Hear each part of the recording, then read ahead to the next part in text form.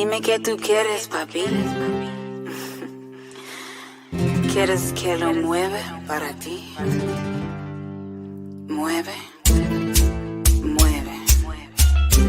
¿Te gusta cuando me muevo así? Así.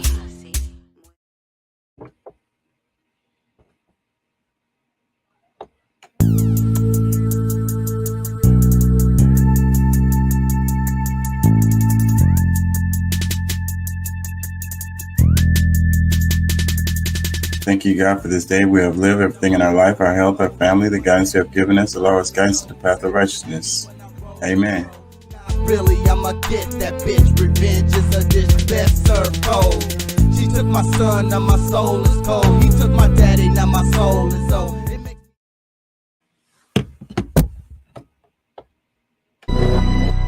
Yeah. Woke up.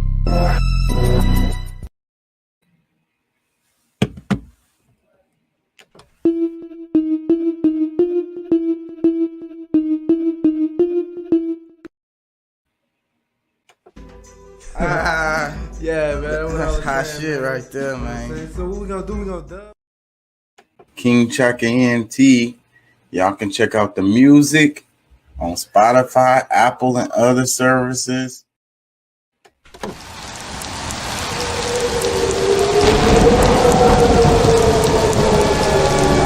Doing what we do 3 to 4 nights a week. King Chaka ENT.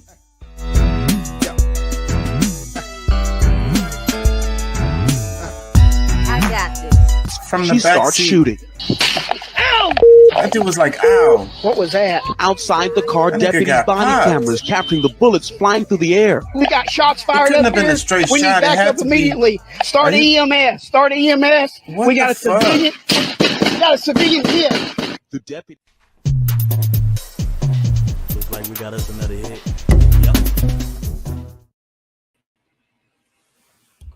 Hey, how y'all doing out there?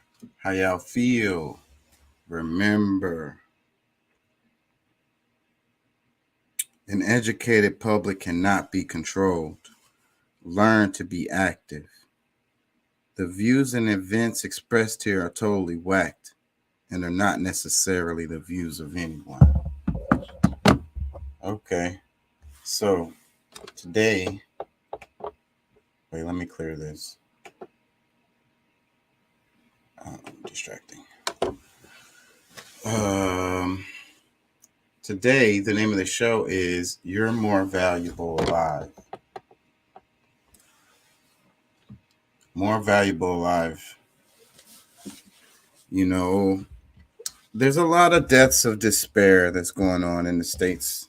You know, people overdosing, people wilding out, suicide by a cop, people working themselves to death, you know, people engulfing themselves in their relationships as far as like that's the only thing that's going on in their world. It's toxic. It's toxic, and it's a lot of that going on.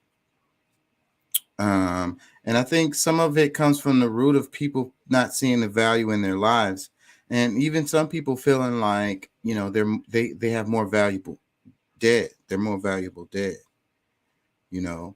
And I'm here to tell anyone that's thinking that way that you're more valuable alive.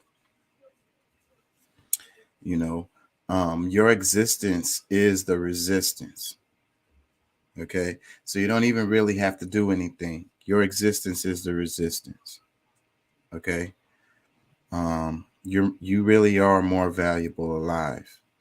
They want to control you. You're the machine. You are what they use to get what they have. And without you, they wouldn't be able to do it. So you're more valuable to yourselves and your friends and family alive, and you're more valuable to the system alive. But they want to make you feel like you're insignificant, that you don't matter.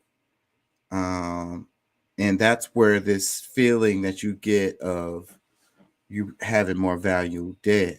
You know, people always talk about life insurance policies and stuff and so forth and so on, Social Security and stuff like that.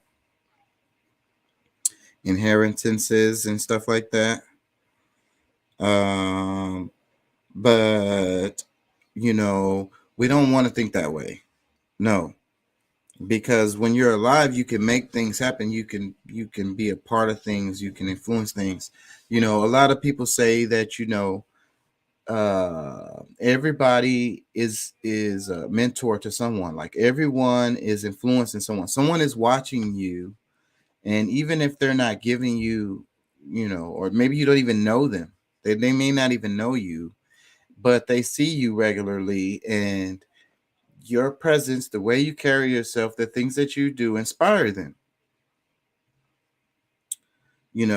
And I'm willing to bet there's somebody out there that really feels like that's not true, but they don't see the people that really look up to them and really aspire to be like them, the ones that they influence. It's great to be alive. It's great to be here. It's here and now, in this present time and space, so that you can influence this world. What a time to be alive. Look at what's going on. A lot of people are saying this is one of those turning points in history. Now, they say that all the time, but if you're aware of anything, I think that you would pretty much, for the most part, agree with that, because there's this confluence of things happening, around the world, economically, socially, politically, tech, related to tech. All of this stuff is converging, so the human race is at a turning point. Our civilization, our community, our world is definitely at a turning point, and the decisions that we make now are going to guide our species for some time to come, because some of the stuff will be difficult to be undone, or maybe not even be able to be undone, some of the decisions that we make now. So what I'm saying is, your life has value. You are more valuable alive, and don't let them think otherwise. Don't let them make you think otherwise.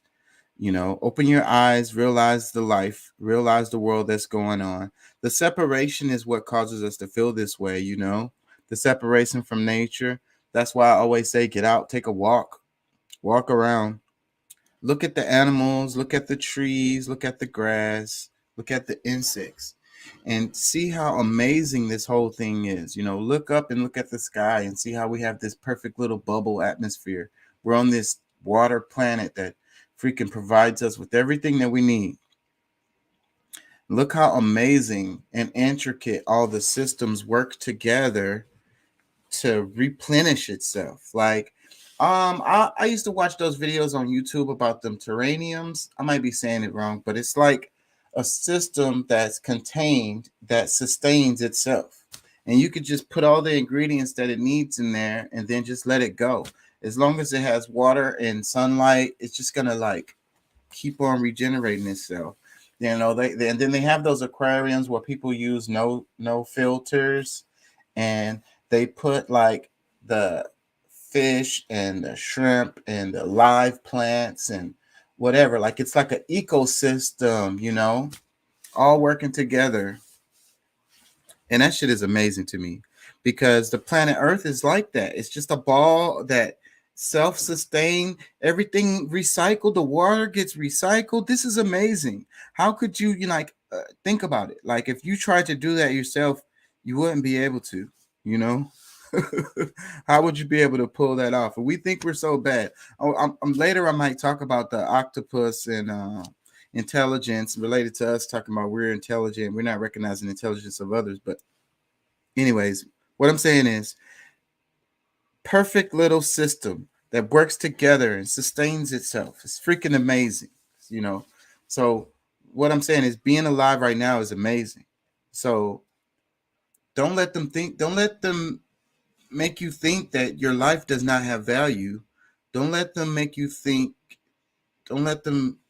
control your mind in that way, thinking that you're insignificant and you don't matter and you don't have a voice, And a lot of people feel like, because I kind of be knocking on the voting lately, and a lot of people feel like their voice is their vote, you know, as far as in politics and, you know, having a difference in the world. But that's just one thing. That's just one little part. You know, there's so many other ways that you can have an impact. And like I said, just your existence is a resistance. Just you walking around and up as an uplifting, you know, rightful citizen or whatever, doing what you know is right. There's people that's watching and they see you and they're inspired by you. So that alone. So there's many other ways that you have impact. You know, you have impact with your wherever you work at, your place of business. You have an influence on these people, and it doesn't even matter what position you have in that place. You have an influence on the people around you that you work with, and you can take them one way or another. You can uplift them, or you can drag them down. You can make them better, or you can make them worse, right? And your presence affects them. You know, you being there has an impact on them. It's the same way with whatever you go to, your church, your community, your mosque, your school, whatever it is. So when you walk around in the light, when you walk around with a certain energy, your vibration is going to affect the others around you without you even having any words with them. So your life has value. You're more valuable alive. Don't let them tell you different. Anyways, there's a bunch of stuff here. I need to rest my voice. I want to get better at those monologues. I have something else that I wanted to talk about, but I want to keep them so that I can have them for the other shows. I do 4 of these a week, so I can't just use up all my stuff at one time. I need something to give me a chance to catch up. I guess, no, this is really short. Hold on, y'all. Let's play him. Our favorite New York mayor. Today's buses are provided shelter. We will surpass the highest number of people in recorded history in our city's shelter system. New York Mayor Eric Adams says the city is straining to house more than 61,000 people in its shelter system. Since April, Mayor Adams says more than 17,000 asylum seekers have been bused to New York from southern states like Texas, Florida, and Arizona. The city is moving forward with a temporary tent shelter on Randall's Island in the East River. 42 hotels are already being used as emergency shelters. Texas Governor Greg Abbott acknowledges busing over 3,000 migrants to New York City. What is an embarrassment is this. It's the hypocrisy of the liberal elite in places like New York, Washington, D.C., and elsewhere, where they have self-declared themselves to be sanctuary cities. Abbott's migrant buses cost Texas more than $18 million, while Adams says the numbers of asylum seekers in New York could soon swell to 100,000. The asylum seekers arriving here need more than a hot meal or a bed for a night. Being placed on a bus. Murad Awadeh is with the New York Immigration Coalition. The city obviously cannot shoulder this on their own, and we need the federal government to step up. Today, Mayor Adams criticized Governor Abbott for failing to coordinate with him on the asylum seeker relocations, and he called on Abbott to stop busing them north. John. Tanya Rivera in New York for us. Thank you, Tanya. Once the asylum seekers from today's buses are provided shelter. I ain't gonna lie, you know, as cool as it is, it's politically genius for the Republicans, because this is the argument is it clearly goes to you seeing how, like, okay, we're a sanctuary city, we'll take any of them. They're like, okay, well, we'll do them. Let's send them up to you and see how you do with that. And then they're like, oh man, we got a freaking national emergency going on right now. We need some more money. Can we send some federal dollars in here? But you know, that's what it's all about when they say state of emergency, because once they declare the state of emergency, then that's when the federal dollars can come in, and they can use those federal dollars for dealing with that situation. But like I say, though, it's politically genius because the Republicans win no matter what in this. But look how cruel it is, and look at the money that they're spending to bus them, all the people, spending millions of dollars on busing the people up north. They could be using that money towards helping the asylum seekers, right? But they don't want to use that money for that. They much rather use it for a political stunt. I'm not picking a side here. They both suck. The Democrats are hypocritical because they want to say, yeah, we're a sanctuary city. Send us everything. But then when y'all send them to them, they're like, wait, slow down. Can y'all please stop?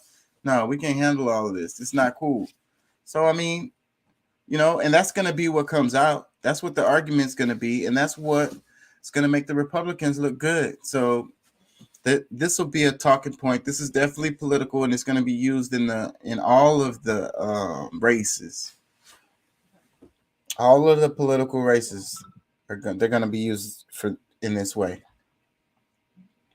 Let me read the caption. It says, the mayor of New York City has declared a state of emergency to deal with asylum seekers being bused to the city from the southern border. The mayor is asking for $1 billion to cover the cost of caring for migrants. So then that's another part of this. So the Republicans are going to feel like they win, but who loses as a result? So then the whole point of it is like, okay, the migrants coming in, and that's stress on taxpayer dollars or whatever. That's costing me money. They're taking my jobs or whatever.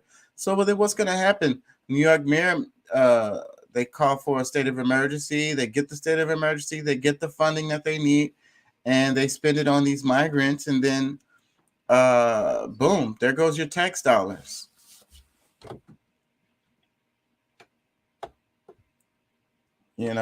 So I guess you don't care, right? It's like they ain't going to do that in my state. That's not my tax dollars. Y'all don't understand how the United States works? You have federal taxes that you pay. That money's coming out of your pocket too. How the hell can the federal government cover anything if they're not collecting from all of the states? Come on. Don't let them lie to you.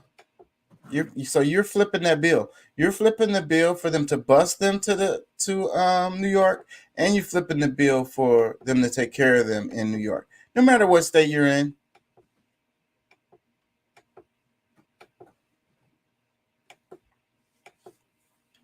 Okay, so Uvalde CISD suspends entire police force amid fallout from deadly shooting. It says the length of the school district's police department suspension is not clear. I thought I had more for this story. I'm gonna move on. Somebody is texting me. This one is the Venezuelan, so it's kind of related. It says in record numbers, Venezuelans are risking a daily trek to reach the U.S. border, and many of them are children. Two crises are converging at the perilous land bridge known as Darien Gap: the economic and humanitarian disaster underway in South America, and the bitter fight over immigration policy in Washington. This year, more than 150,000 Venezuelans have arrived at the U.S. border, a number that surpasses the worst period of the crisis in Venezuelan when from 2015 through 2018, apprehensions of migrants at the southern border never passed 100 people a year. Most have been inspired to make the harrowing, sometimes daily journey, as word has spread that the U.S. has no way to turn many of them back, but their journeys, often poorly informed by videos ricocheted across social media, are producing brutal scenes in the Darien Gap, a 66-mile stretch of jungle terrain that connects South and Central America, a result of grinding parallel crises unfolding to the north and south.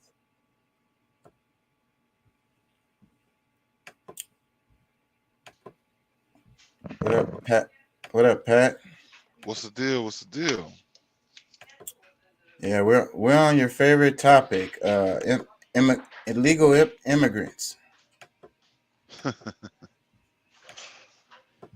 Okay. Because the mayor of New York is crying about the buses, and he says, I need some money. Let me play this clip for you. shelter. Hold on. No, that's what I was. Today's buses are providing shelter. We will surpass the highest number of people in recorded history in our city's shelter system. New York Mayor Eric Adams says the city is straining to house more than 61,000 people in its shelter system. Since April, Mayor Adams says more than 17,000 asylum seekers have been bused to New York from southern states like Texas, Florida, and Arizona. The city is moving forward with a temporary tent shelter on Randall's Island in the East River. 42 hotels are already being used as emergency shelters. Texas Governor Greg Abbott acknowledges busing over 3,000 migrants to New York City. What is an embarrassment is this. It's the hypocrisy of the liberal elite in places like New York, Washington, D.C., and elsewhere, where they have self-declared themselves to be sanctuary cities. Abbott's migrant buses cost Texas more than $18 million, while Adams says the numbers of asylum seekers in New York could soon swell to 100,000. The asylum seekers arriving here need more than a hot meal or a bed for a night. Being placed on a bus. Murad Awadeh is with the New York Immigration Coalition. The city obviously cannot shoulder this on their own, and we need the federal government to step up. Today, Mayor Adams criticized Governor Abbott for failing to coordinate with him on the asylum seeker relocations, and he called on Abbott to stop busing them north. Yeah. John. Tanya Rivera in New York for us. Thank you, Tanya. Like I hear, there was most of this done, but yeah.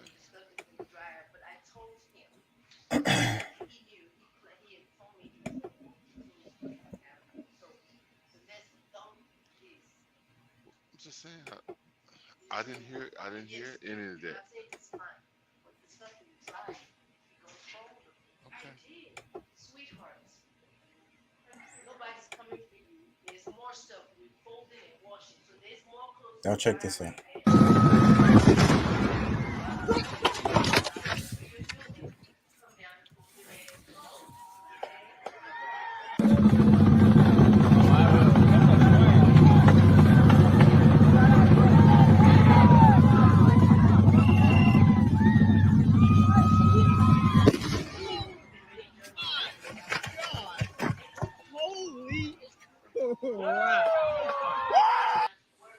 It said, what type of tests were the police conducting? It's like bonfire or whatever. I know that it couldn't have been intended on making an explosion like that. That's dangerous. Somebody could have got hurt. I'm surprised that dude that was standing right there didn't get hurt. You there, Pat? Yeah, I'm here, man. What do you think about the New York mayor? He's declaring a state of emergency so he can get federal funds to deal with it. And then you got Texas Governor Abbott spending, what did they say? How much did they say? I heard him say 18 million to bus people, but yeah, 18 million. That's ridiculous. Like he had to have sent more than 3,000 people. Shit. I mean, just doing the math. Yeah, that don't sound right. But I guess those buses were kind of expensive. I guess. I mean, if you're getting a bunch of them all at one time, and well, I mean, you should get it at this kind of rate in that case. But just pulling people out of no schedule, you don't really have a whole lot of negotiating power if asking for this and that. You give them a couple of weeks or a month advance, maybe you get a better deal. But ain't no telling how they was doing it. Yeah, either way, $18 million, couldn't that have gone to something else, something better? Damn, political. I mean, do we really want to go down that road of how money should be spent? Well, what I'm saying is, like, it just shows their hypocrisy on their side. Like, instead of trying to help, they willing to spend money on sending the people to New York so that they can do a political stunt and they can use it for political capital. Well, one thing about that, I think you're looking at it one-sided, because on the other hand, you're looking at people, them asking for help for 2 years and not being able to get it. And see, now when they get a taste of what it is, what you actually have to deal with, because it's like, all right, you know what, y'all just gonna leave me down here to, just deal with this, and I got other political stuff to do just like y'all do, and I'm getting invaded, if you want to call it invaded, but like overwhelmed by people that's coming in through the southern border, legal, illegal, whatever you want to call it. I don't care. Like, you got people that you have to deal with, and you don't want to treat like animals, and I'm limited. So what is he supposed to do? Yeah, they both suck. That's what I was saying earlier. Yeah, They both suck. because really, I mean, both sides are using the political spectrum to, not really exploit, but they're pretty much exploiting the people to some extent. Help yourself. You might want to put that back on the table and pour it out so you don't make a big mess. It wasn't meant to do that. Yeah. But the crazy part about it all is just that, the people who are most responsible aren't saying anything or doing anything. It's the federal government, because state to state, I mean, look, they can fuss and fight with each other back and forth, but the responsible parties aren't the ones that's really that one busload that goes to Martha's what is it, Martha's Vineyard or whatever. Maybe a few politicians that live there might have had to deal with it to some extent, but the senators and the legislators, the ones who can, at a drop of a dime, if they can send $80 million across the world, they can do something right here in their own country, unless they too focused on saving the world than their own country.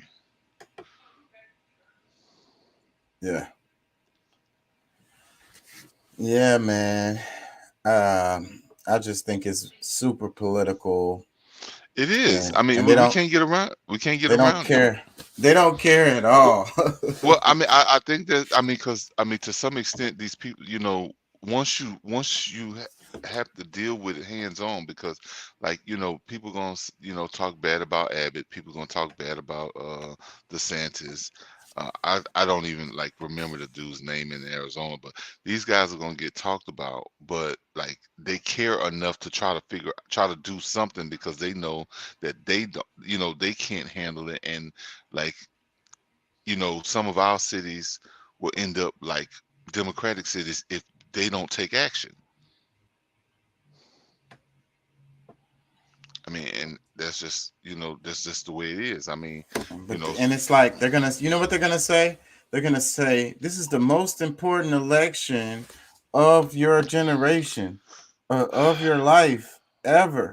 Isn't all of them? Yeah, That's mean, what that's what I was about to say. I know that's what I'm saying. I mean, it's always a repeat, but I think there's very few of us that really see that, and really, feel like, okay, you know what? I mean, and we act upon that, even though we know that this is the same bullshit. We know that, okay, we must act, but some of us will act properly and some of us will not. Majority of us will not. In most cases, I mean, you know what? Honestly, I think there is a change. I think there's been somewhat of a change, the way that people see, because ever since COVID, people are hyper sensitive to a lot of the things that's going on now. Are they able to, or not able, but are they actually getting the best information? But they're tuned in. That's one thing I can definitely say, that people are definitely more tuned in than they've ever been in my lifetime.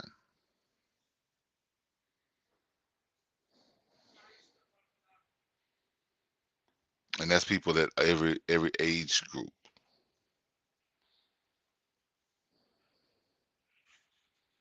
You there?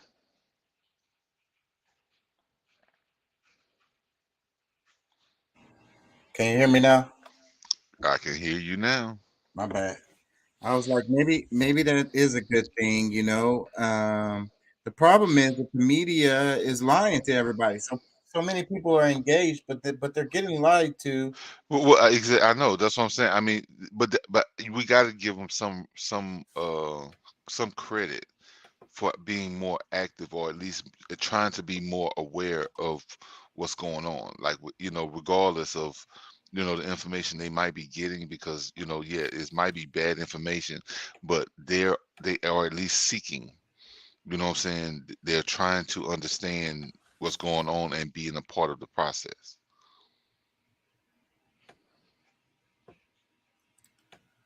Yep.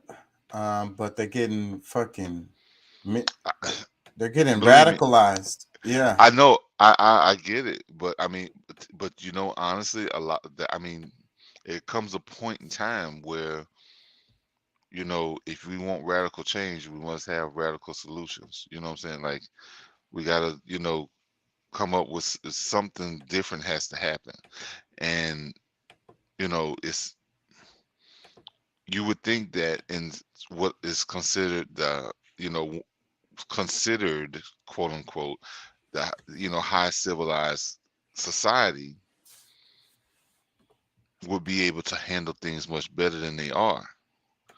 But I feel like we're going backwards. That's what I keep saying. I feel like as a culture, as a society, as a human race, as a species, we're caught up in the whirlwind. We're in the midst of change, right? And you know, it's, you know, even when we feel like we're this, you know, descending, we're actually kind of ascending. Like we're in the that moment where the change can really happen if people are truly sincere about the change.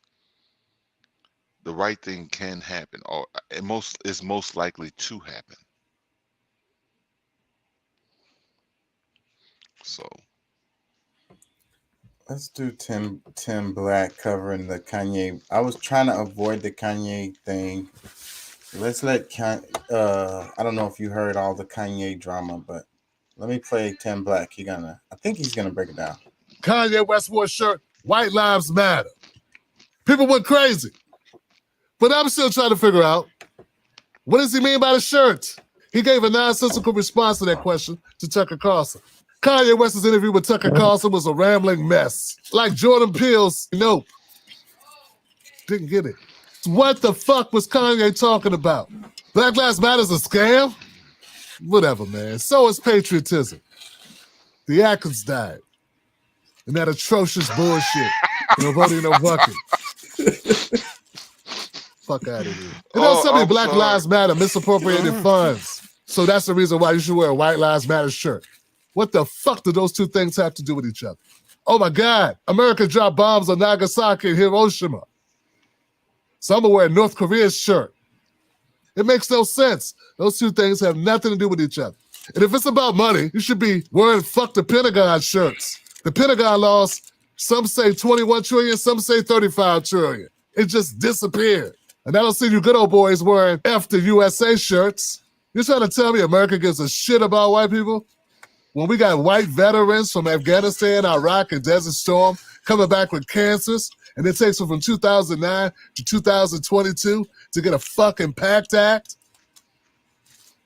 It took a comedian, Jon Stewart, to shame America into giving them medical coverage? The only way White Lives Matter would be accurate is if you put a comma between lives and matter and then put a question mark at the end of that shit. Black folks, you got to understand something.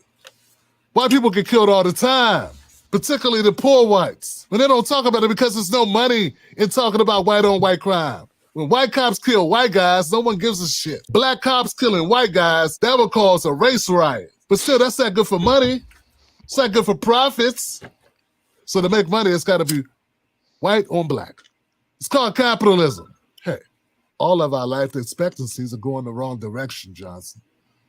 If Kanye West wanted to unite the world, yes, enlighten his young fans, actually say something that didn't just increase his bottom line or his awareness, he would have said this fucking truth. And the truth is, No lives matter. No lives matter. And if you had to pick a life that did matter, it wouldn't be white or black or Latino. It'd be rich. And he knows it too, because he is. Kanye knows more than all the rest of us just how much money matters. All right. What'd you think? Very moving. I really love that piece because he said a whole mouthful in 2 minutes. You know what I'm saying? Like within 2 minutes, I say, bro, I don't think I could say it any better. I mean, it's really true. I mean, everything that he said, I think he had great points, and I believe all of them are true because, yeah. I mean, but I think that to Kanye's, what I believe, because I don't think he's really good at verbalizing himself. He's such an artist that the details, he doesn't get into the details very well. Well, he's not good at, like, I really think the dude's a damn genius. Like he might be autistic, like, and it's hard to convey messages to people when they haven't, they really just don't understand. You're trying to find the words to be able to explain it to them in a way that they understand. Your expression, because that's why he does a lot of images, like that's his expression, like in order for somebody, because like when you go to his concerts, most of them have visuals backgrounds, you know what I'm saying, because the message that he wants to convey isn't directly in his voice. It's more so to show you, like, like he could remember this image that made him feel a way that he's hoping that will kind of pass on to the people. So I think that's really what's going, because I mean the whole thing was, because I mean I think it was pretty much like, okay,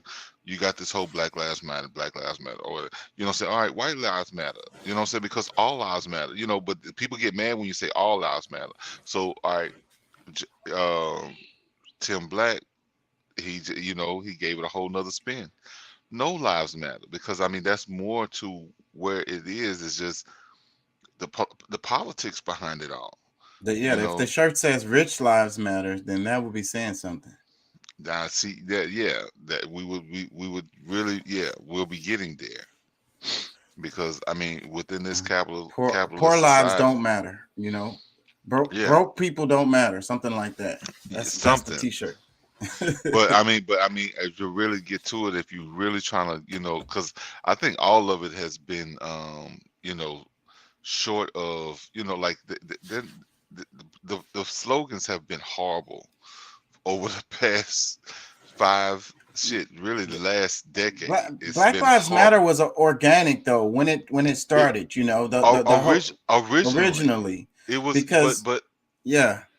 So it just kind of came out of nowhere. It was the point of it was, just so whoever's listening don't know, because nobody said it in none of these clips we played yet, but that the whole point of the Black Lives Matter was like, trying to draw attention to police brutality on Black people, like killing Black people. It's like it's not a big thing. So then Black Lives Matter is the answer to that. They're saying, okay, well, our lives do matter. Black lives matter. So stop killing us or whatever. Like that. It was organic, but then it got taken to a whole nother level. But see, that's the thing. The people who decided to come up on that, they all got rich too. Hashtag. Oh, filthy rich. I think they're all getting sued right now, but that's stuff that they're not gonna really talk about, because it's gonna implement a bunch of the people. The media jumped on that shit, and but the media didn't make it taking donations from people. Yeah, they didn't turn it into some. Yeah, so those people did that. Yeah. Well, they're saying those people, but like George Soros, to be specific, is at the top of it. So that's he's one of those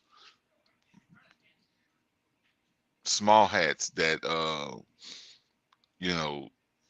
they don't really implement. Like he's too rich to really put in the middle of stuff like that, but he is definitely at the top of it. So, but you know, the black girls, and you know, this recently some black guy, this guy, because it was a couple of black girls, I believe, and then this black guy that recently took some money out of the thing that they're trying to, you know, point the finger at.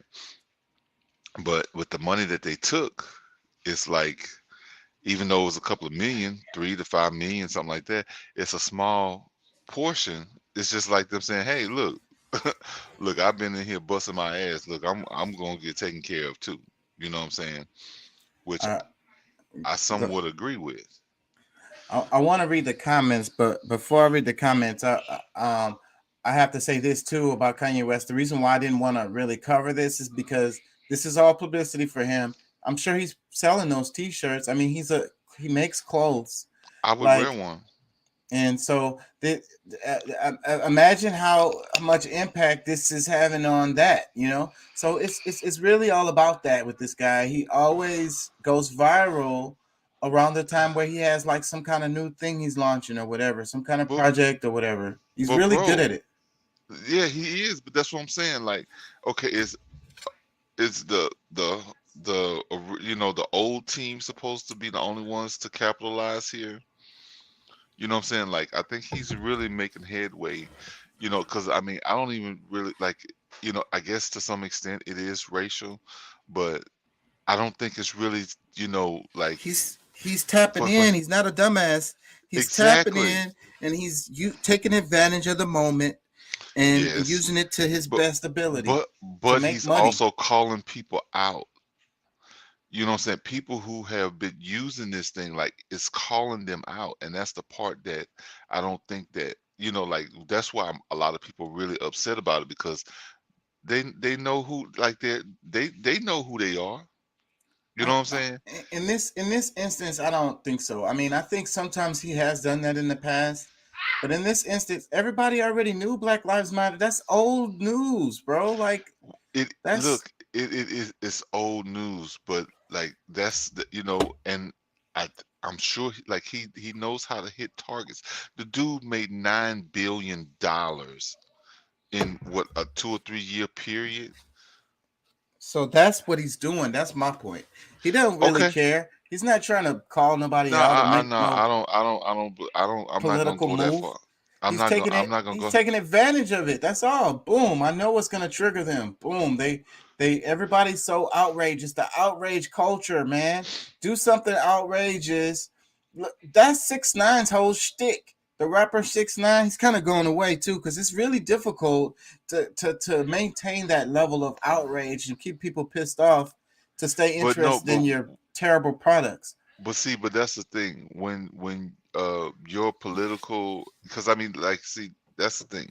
He's such a genius to where he's able to use a political statement with his pretty much that becomes his advertising motive, or his, you know, his whole thing. Yeah, he's getting free ads, publicity. Yes, that's why I didn't want to cover this, because each time they show this White Lives Matter thing, and it's going crazy on right now. It's crazy. It's like the biggest thing on the social media right now. Every time somebody shares it, that's another person that could go online looking for whatever the hell, and probably through Kanye's website, or even if they don't buy it through some kind of way, he's gonna get paid out. You might take this offensive, but as being offensive, but you just trying to hate on another Republican. I don't. You mad to see another Republican getting rich? I'm just calling out what's happening, and I don't even think he's a Republican. He said that's why he said he was trying to start a whole new party. He wants to start a birthday party. But which is say, bro, he is over the top. I mean, it's only so much we could, you know, how far we can take him seriously. But at the same time, he's an artist living in this time. and he does what he has to do to be successful. I mean, he's really good at what he does, and I think he's a genius. I always say, and I love his music, bro. Like he got so many of his songs on my playlist.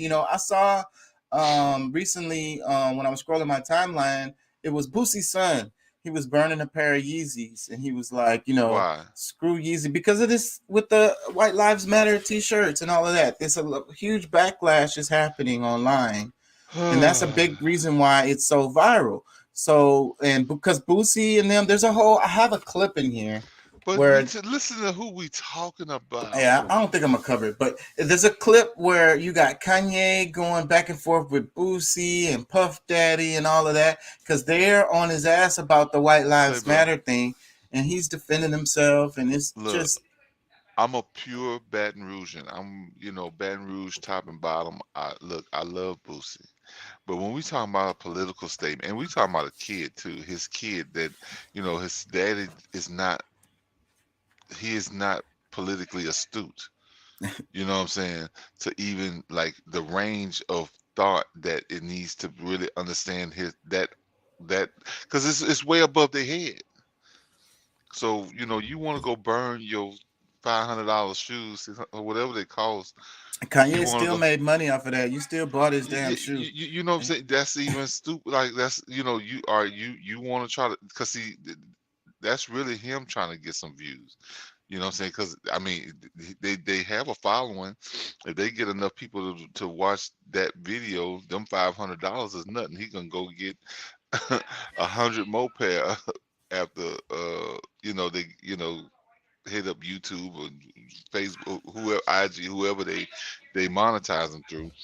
I mean, so that's a part of their stunt. Yeah. I agree. Everybody is jumping on it. Kanye, he's so good at going viral that other people can eat too off of it. But that's the thing, bro. Like every so often, people, the masses need some kind of re-energizing, or because either you're gonna usurp the energy, or you're gonna be burning the energy. So that's what I was gonna say. That Kanye's canceled now, so I'm not supposed to listen to his music no more. I'm supposed to take all of his songs off of my playlist now. Who said that? That's what the internet is saying. Man, they stupid, man. Like that's like the dumbest thing ever. They still want to listen to R. Kelly, where he actually was hurting people, and they are making arguments why they should still be listening to him, and because he's making a political statement that they just don't get. Man, what the hell ever. And I don't even, like I say, I don't even think he's really making a political statement, bro. It's it's a trolling moment that appears to be a political statement. True. Trolling. That shows me you really don't have respect for him. You really think he's a dummy. No, I think that he's smart as hell, and he's using this to make money, and he don't give a damn about the political. I don't think it's just that. I think it's to show, because see, they're suing the people. Like right now, see, that's the thing. Like you're not being able, like putting all this stuff together. They're suing the people who did the whole put together this whole Black Lives Matter organization. So it's like a direct conflict with what they've been trying to sell. And it's like, oh, like he can do the same thing. Like, and to some extent, it's like, you want to go, white people that's taking advantage of the whole Black Lives Matter thing. Okay, well, shit, maybe a black guy can take over a movement called White Lives Matter. And like, I mean, there's so many different angles that we can take it from than that he's only trying to make money. Because look, the dude's got plenty of it. Like he's 9 times richer, or at least 6 to 7 times richer than Jay-Z, who been around shit way longer than him.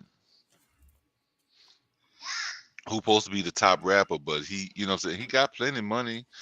You know what I'm saying? I don't think it's just about money. And I mean, for people to simplify it that much, just kind of, it tells me something different, All right, let me read a couple comments. It says, these are comments underneath this Tim Black video.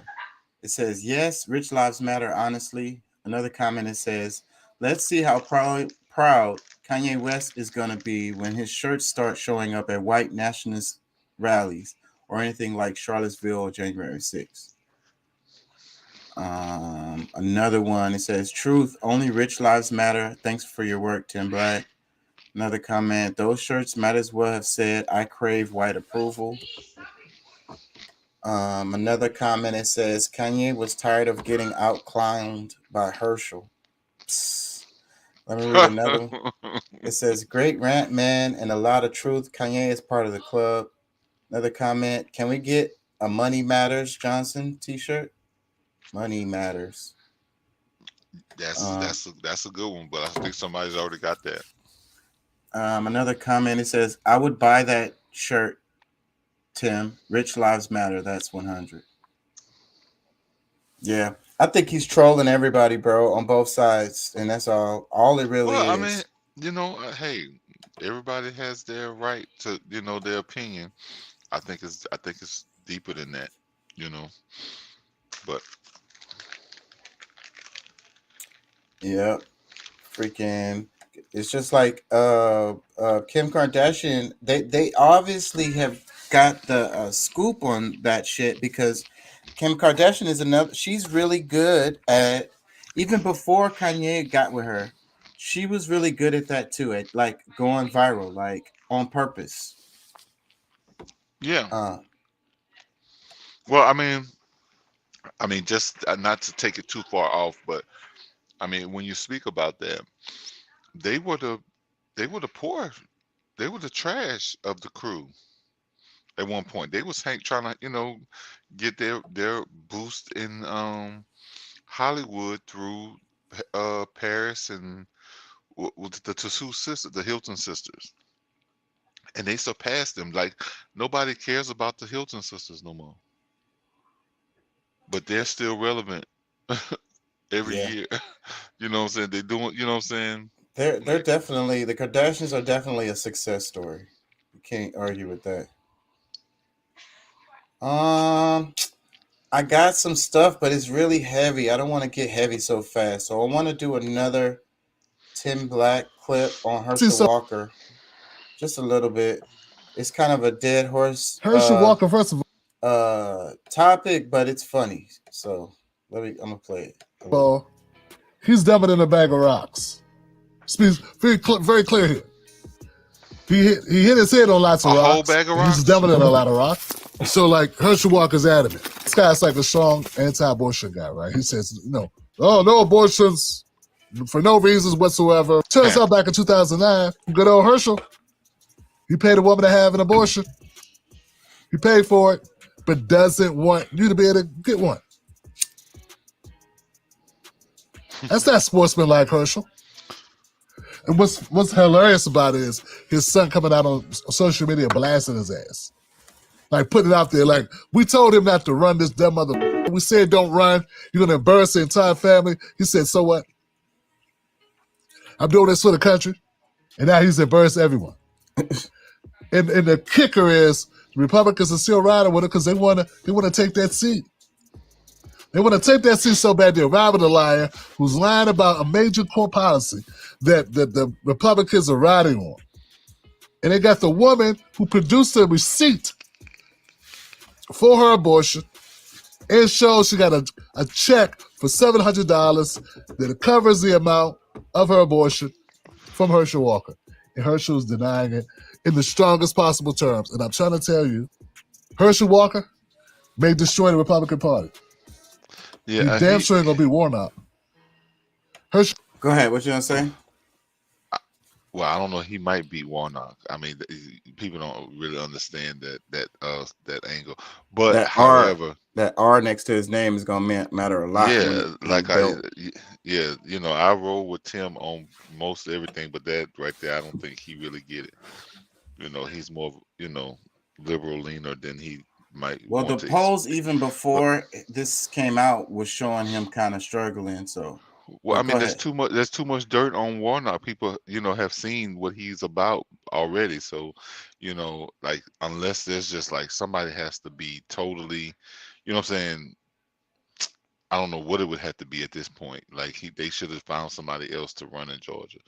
But the whole thing, my main thing I was gonna say is like Walker's biggest problem in that was an NDA. He didn't get an NDA signed, where she can't go around talking about the shit. Well, it came out. It's one of his baby mamas, bro. This story is so freaking like. It don't matter who they are. It does not matter who they are. It's a skit, bro. Telling you, real life skit. Freaking, it's one of his baby mamas, and you know he knows the person. But you see, the thing, has he really been has he really promoted the pro-lifer stick? You know, himself directly. Yes, that's his whole. I hadn't heard it like that, but that's because his whole thing. I don't really pay much attention to him, because shit, he ain't running my state. You know what I'm saying? That's what he been running on. He totally running on it. Let me play some more of this. This is funny. And if that had happened, I would have said, there's nothing to be ashamed of there. You said that if this did happen, there's nothing to be ashamed of. How do you? Wait, I never said.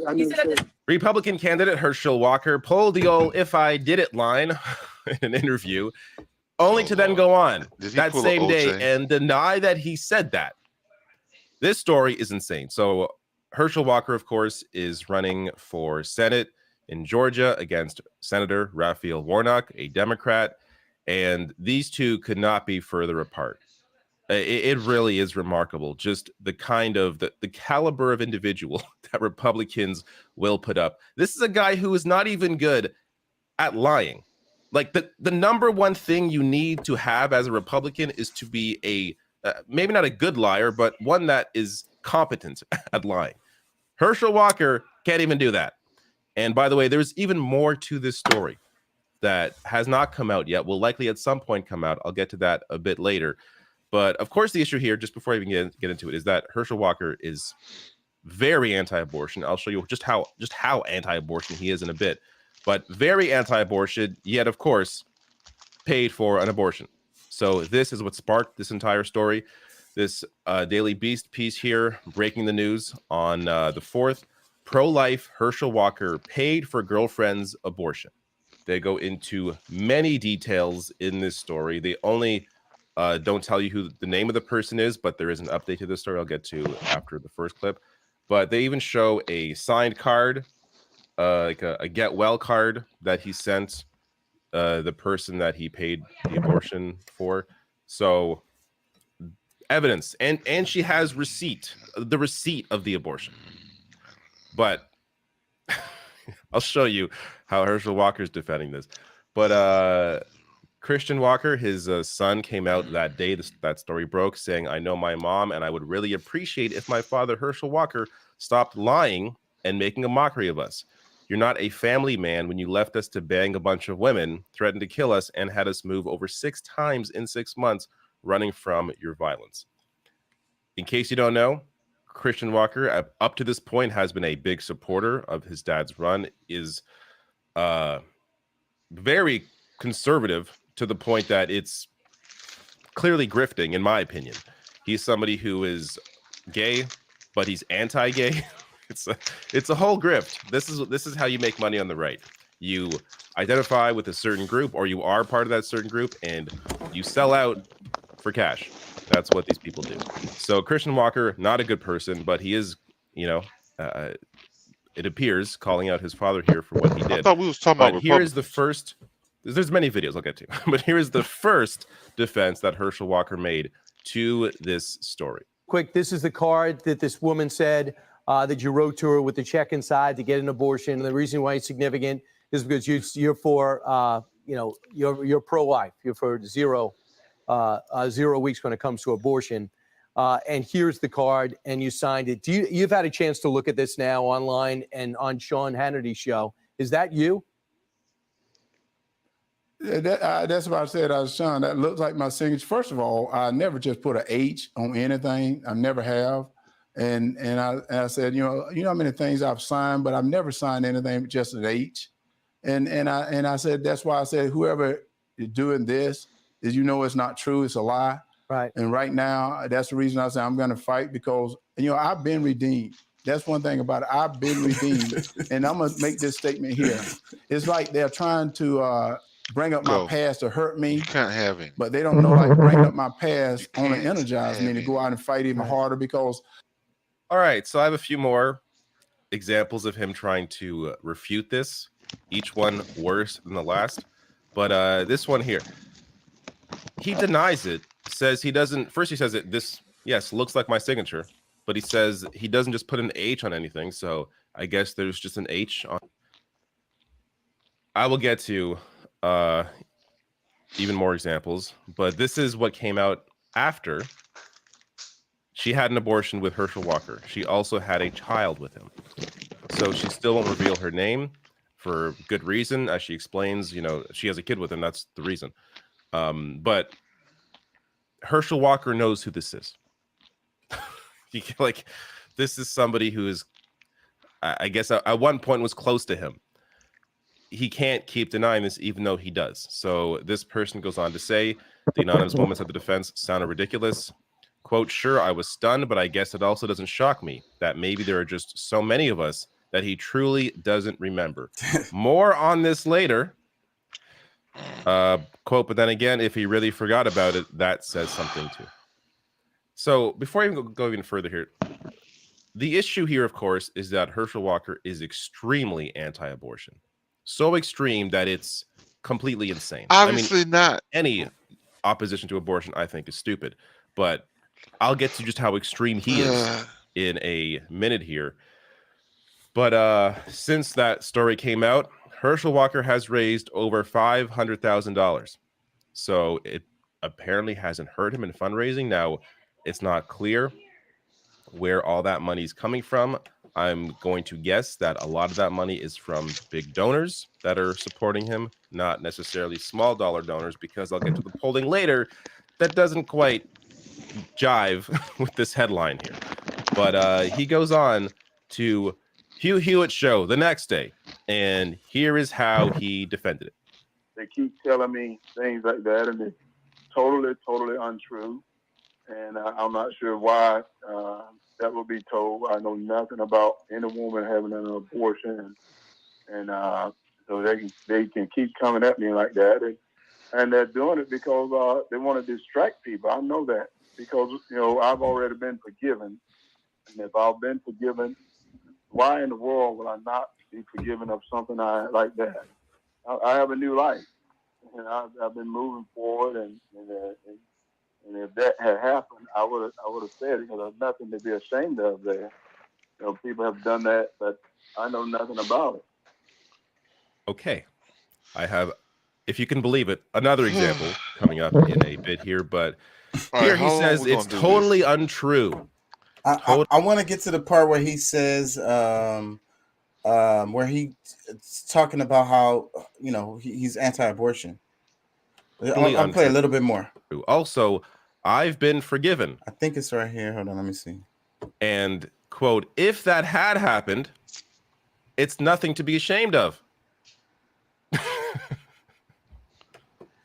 Thank you. You said that if this did happen, there's nothing to be ashamed of. How do you? Wait, I never said. You said that this morning on you. No, what I said, I was talking about something totally different than if this did happen. I said when I was with my ex-wife in my past, nothing to do with what this woman said. I said this here, the abortion thing is false. It's a lie, and that's what I said. I said anything happened with my ex-wife or what Christian was talking about, I don't know, but. As I said, if anything happened, there's nothing to be ashamed of. My ex-wife and I have been the best of friends with her husband and my wife. So that's the thing I've said. And I said nothing about. Wonder why. Where's that lawsuit? We're waiting for the lawsuit. Why don't you sue the Daily Beast? If you really didn't do it. A lot more to this. Politico reporting that Walker's team knew of an abortion allegation months before it surfaced. One Georgia GOP operative saying, quote, the reaction was not, they're not going to say that because it never happened. It was like everything. I'm looking for the part. They show it in there where he's talking about it. So it's the reason why this is a story is because he's so, and that's what he's been running on. It's like no abortion, with no excuses. It's the hard line stance on abortion too. It's no excuses for rape, incest, or health of the mother. So that's what he's been pushing, and so then that's why he's squirming around in these interviews and don't want to be, standing on it. And then he's wiggling around. It's embarrassing. I mean, That's what you get. it would be. when you I have think a it would be. sellout. I think it would be embarrassing if he was maybe a family member or something like that. I mean, it sounds dumb as hell. Like he can't. He already can't speak well for himself about things he's not. Like when he's not in trouble. I don't think like I never liked him. But what I'm saying, like it's funny, but it's kind of messed up too, because it's brutal even just listening to him talk. That's why I'm like, how long is this gonna last? Because like just hearing him talk, just like it makes me feel stupid. Yeah, he can't even get through a full sentence, bro.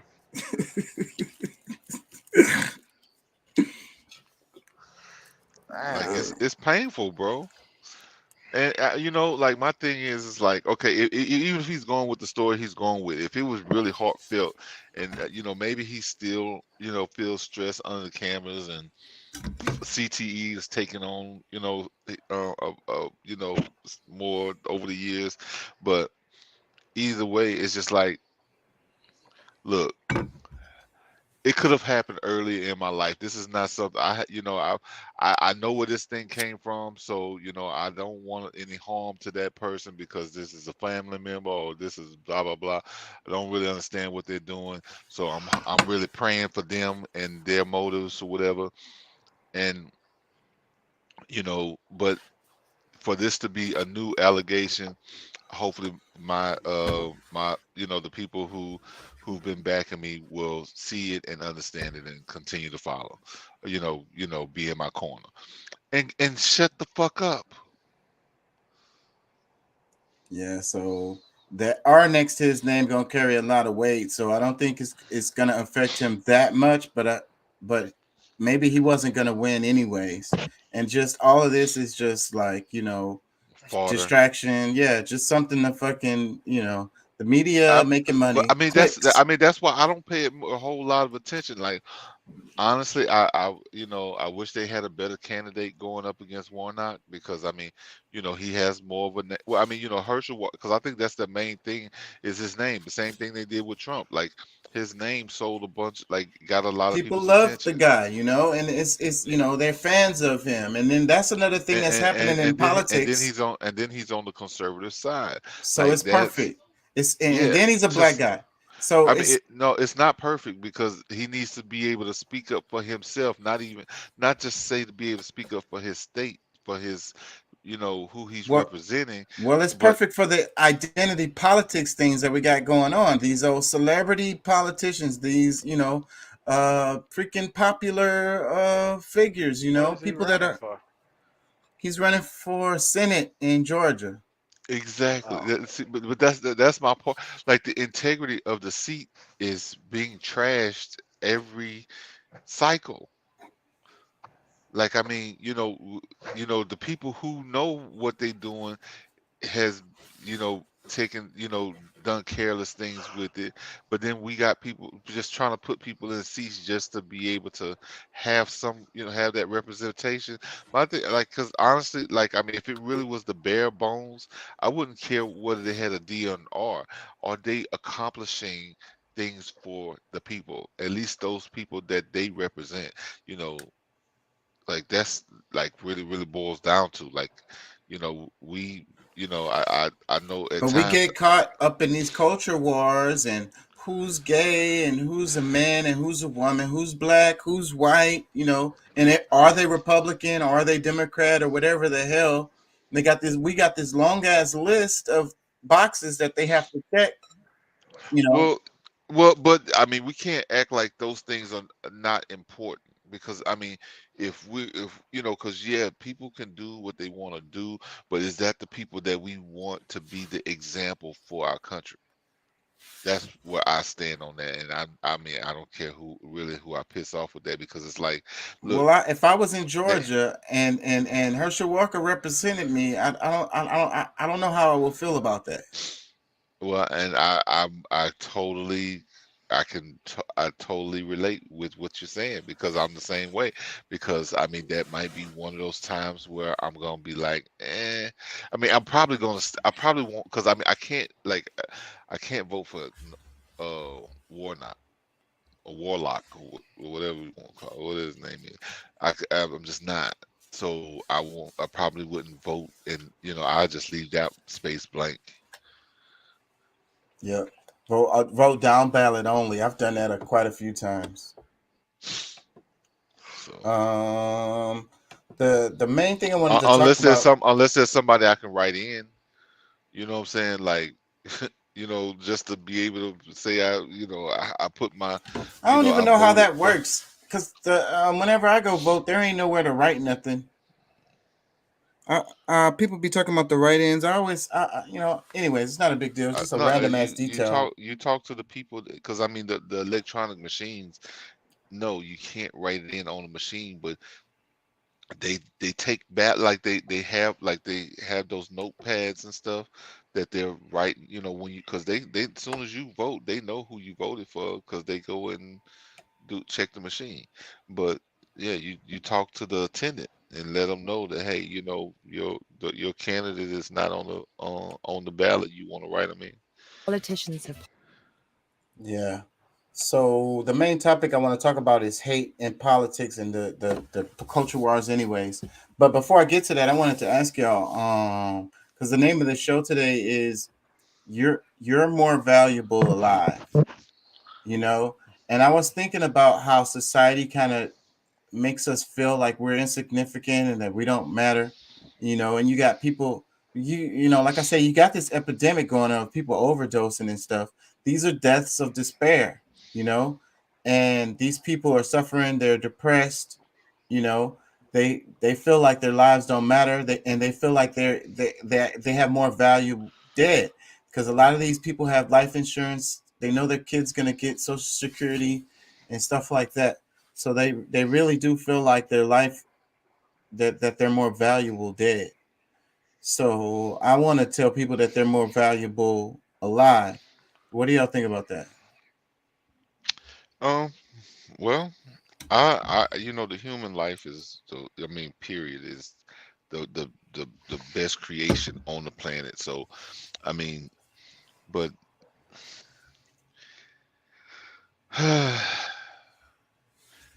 be productive.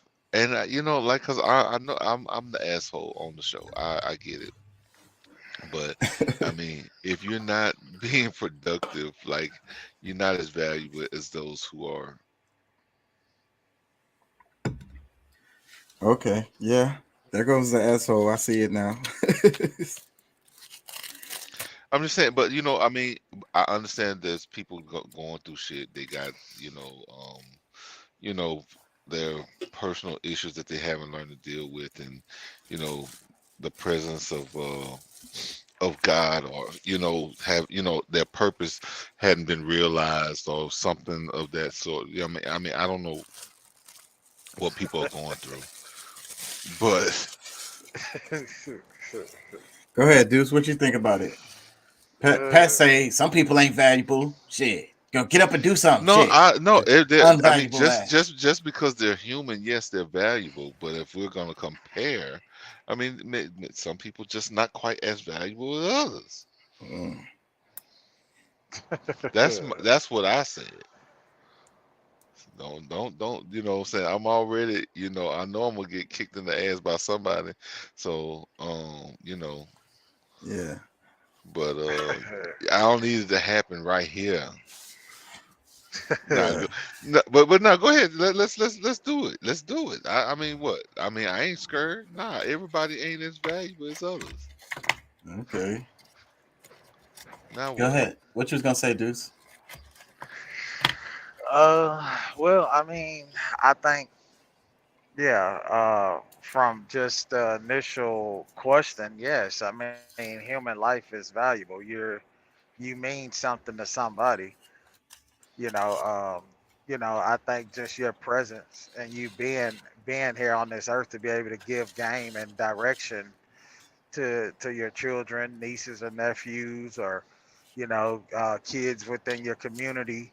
You know what I'm saying? Yes, you're more valuable here, than to be, not here with us.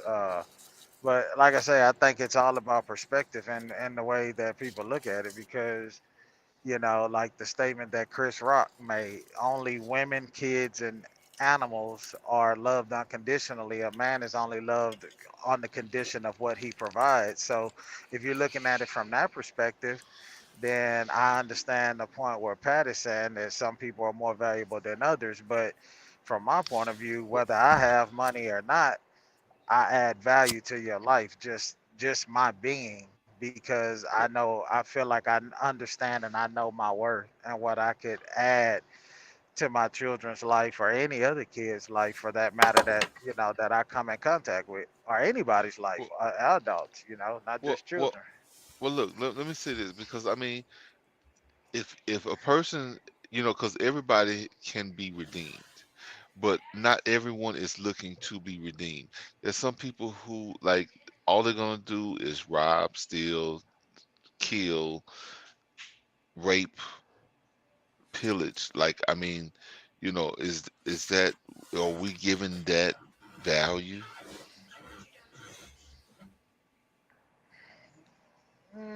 No, I mean in that sense, no. I mean most people like that. I mean, no, society don't give them value. Maybe their loved ones value them, but I don't think society puts a value on them. You know what I'm Yeah, saying? But I mean, just to come and thinking about, just the question, I mean, that question that you ask, it can go in so many different ways, or so many different views. But just me looking at it, if somebody say, well, are you worth more dead or alive? Like for me, I feel like I'm always worth more alive. You know what I'm saying? To be here in my life, the presence of me being in my children's life and family members' lives, people that love me without a shadow of a doubt. Yeah, I'm more valuable here.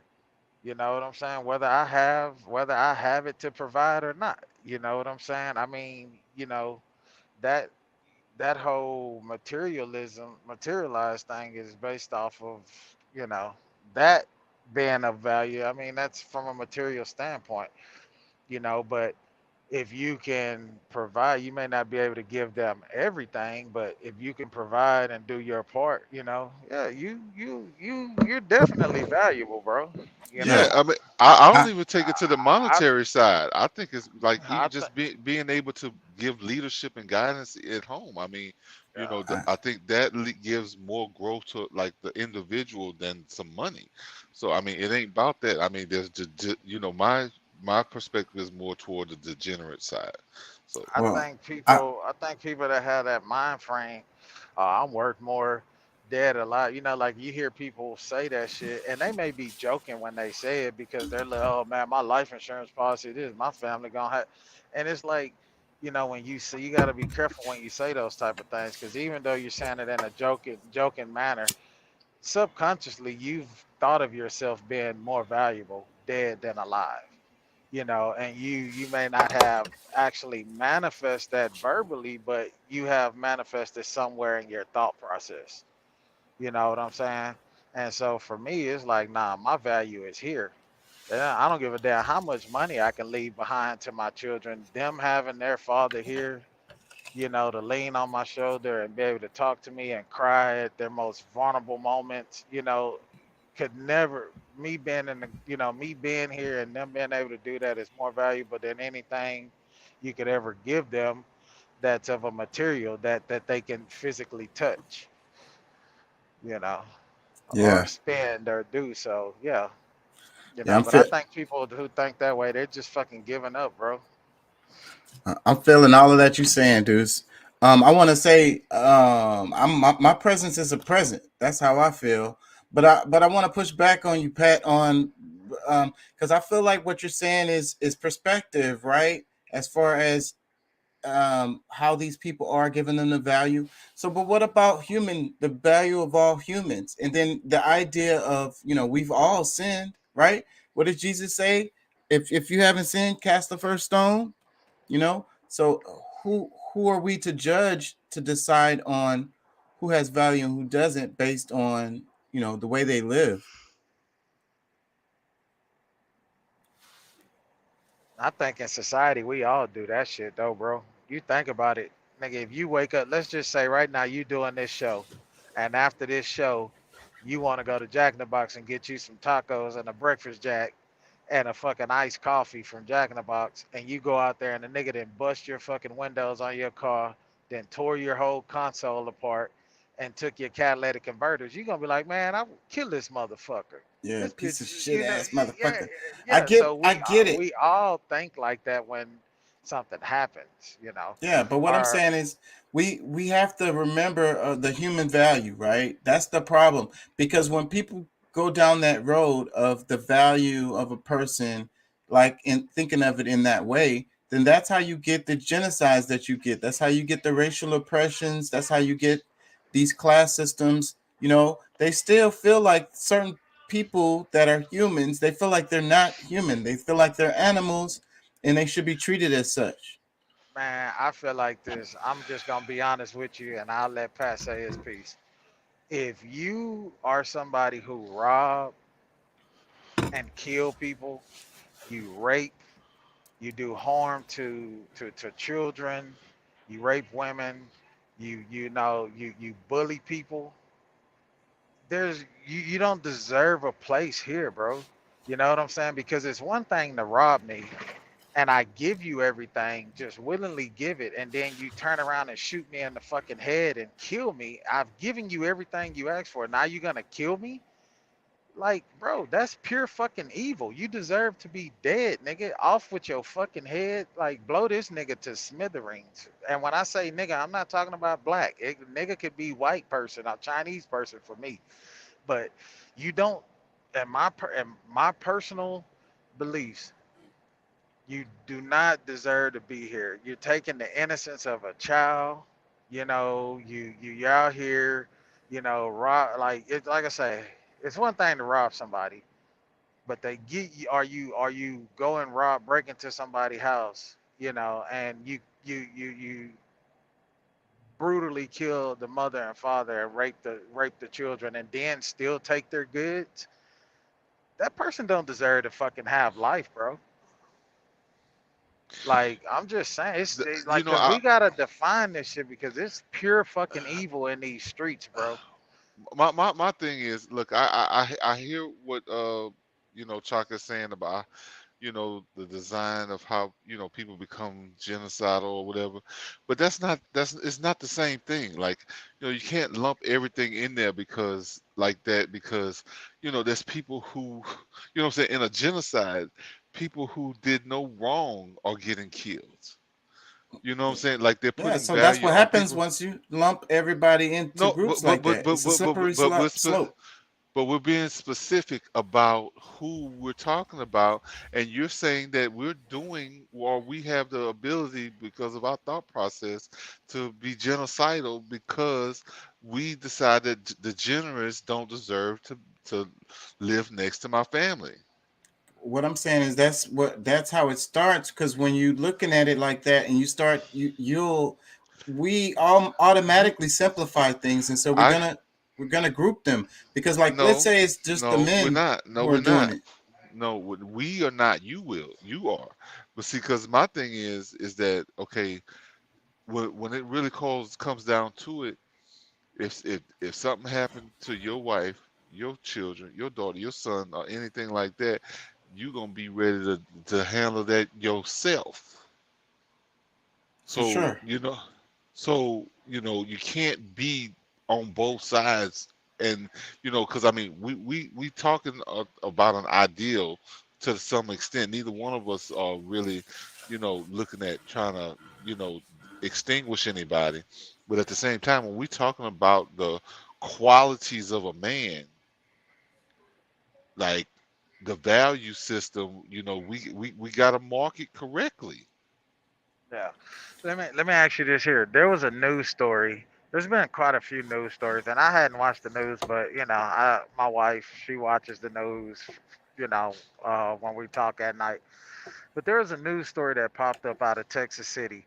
Two CNA workers at a nursing home assaulted an elderly man who has one leg that has been amputated.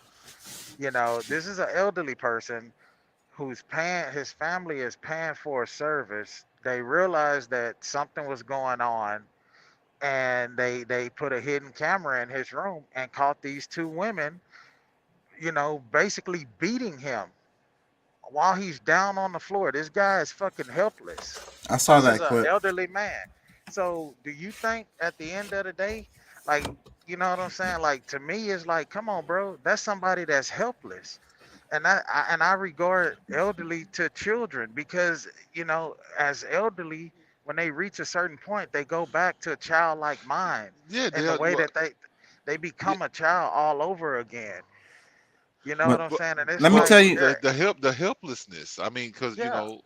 like let me anyone that's helpless, like and you taking advantage of that, like I don't care if it's even just stealing checks out of they or taking cash out of their wallet, like that's abuse of your power, because you know that even if they saw you do it, they couldn't stop you. it's super fucked up story. But let me tell you what I was thinking when I saw that clip. He had a pamper on and shit. Why does our society put our elderly into these homes anyways? Hey, Why do we even do this? And then it's like we have this other person taking care of them, and like it's all corporate ties and shit. You see what kind of service we get from other corporate entities or whatever. What kind of service do you think you're gonna get when you're giving your loved ones away to this corporation for them to take care of? You get what I'm saying? That's what I was thinking about when I saw that clip. I was like, this just shows like this is a fucked up story. It's horrible.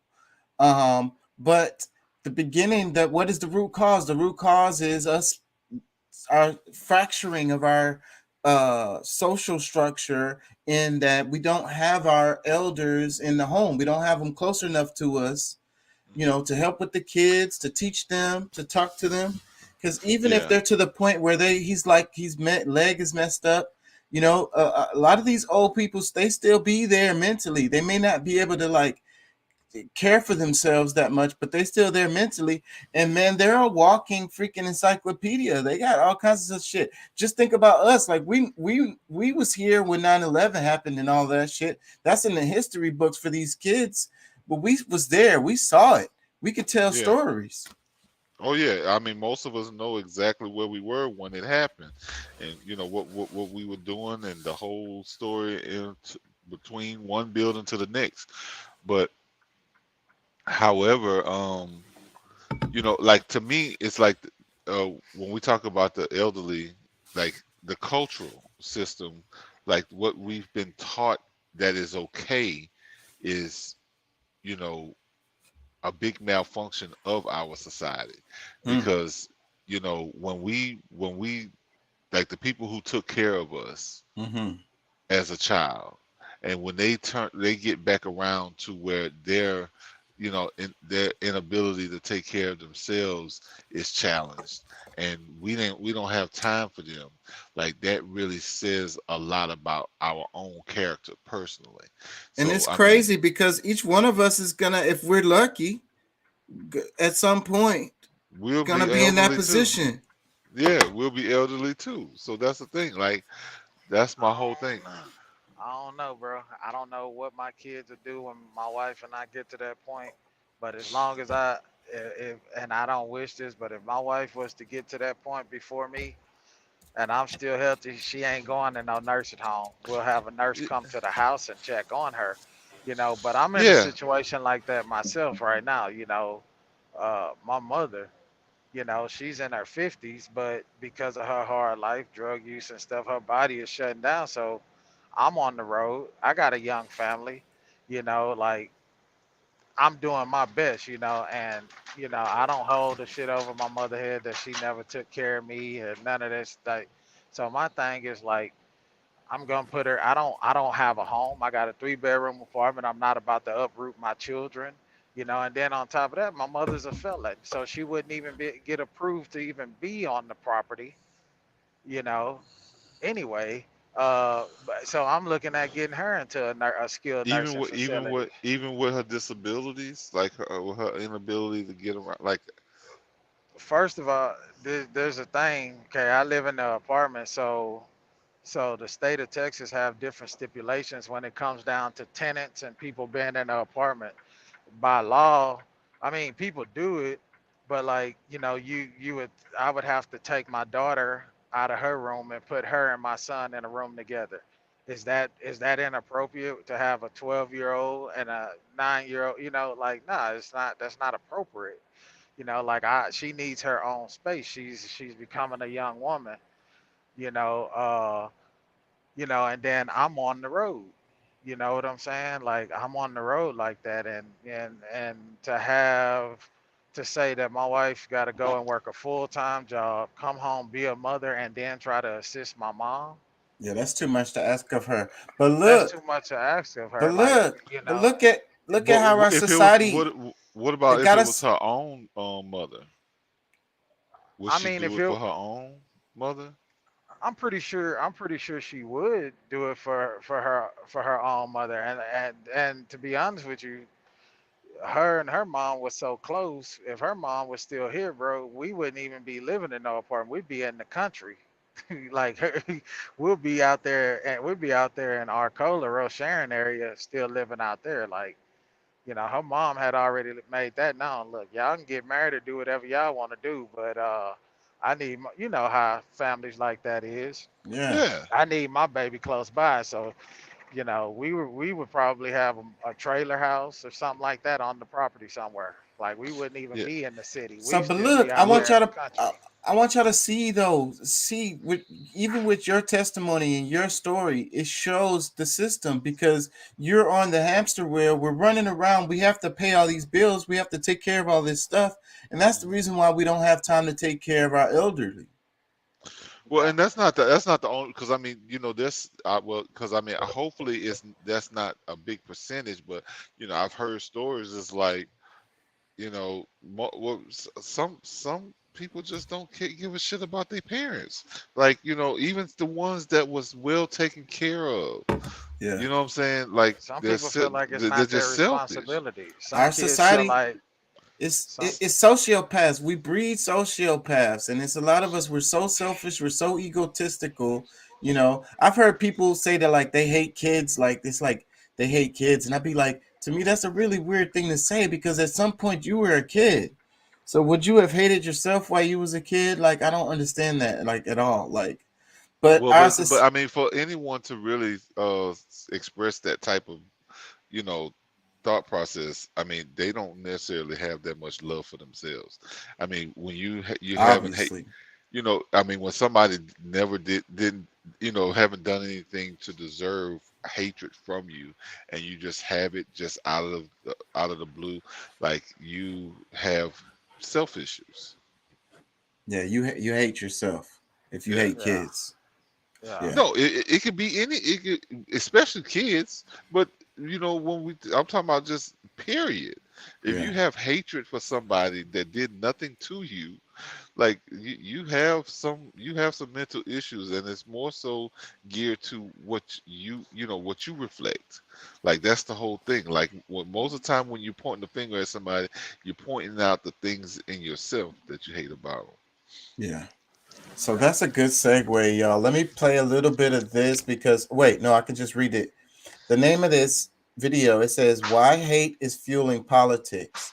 And the caption says hate is fueling politics in America and Britain as arguments over racial justice, transgender rights, and other issues become more polarized. These tribal culture wars spell bad news for democracy. And I want to read a couple comments underneath the video. It says part of it is all fueled from online toxicity. one social media, it's so easy to post something vile or misinformation and face no negative social repercussions whatsoever.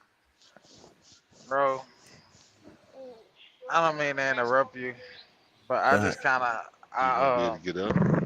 I had this thought, bro, and which I don't ever Just don't vocalize stay it up too because late. Don't stay up to I 3 don't ever o'clock want and to think you're come gonna out. get up at 7, Uh, 6 or 7 and shoot ball. I don't ever want to come off like as what do you call that? Like anyway, but this whole idea of transgender, this whole idea of a man dressing as a woman dressing as a man, you know, like if you are gay and you have feelings for the same sex, why not just be that regular man and just be gay? Like, because the idea of this whole transgender thing, dude, is like they don't just stay in their lane.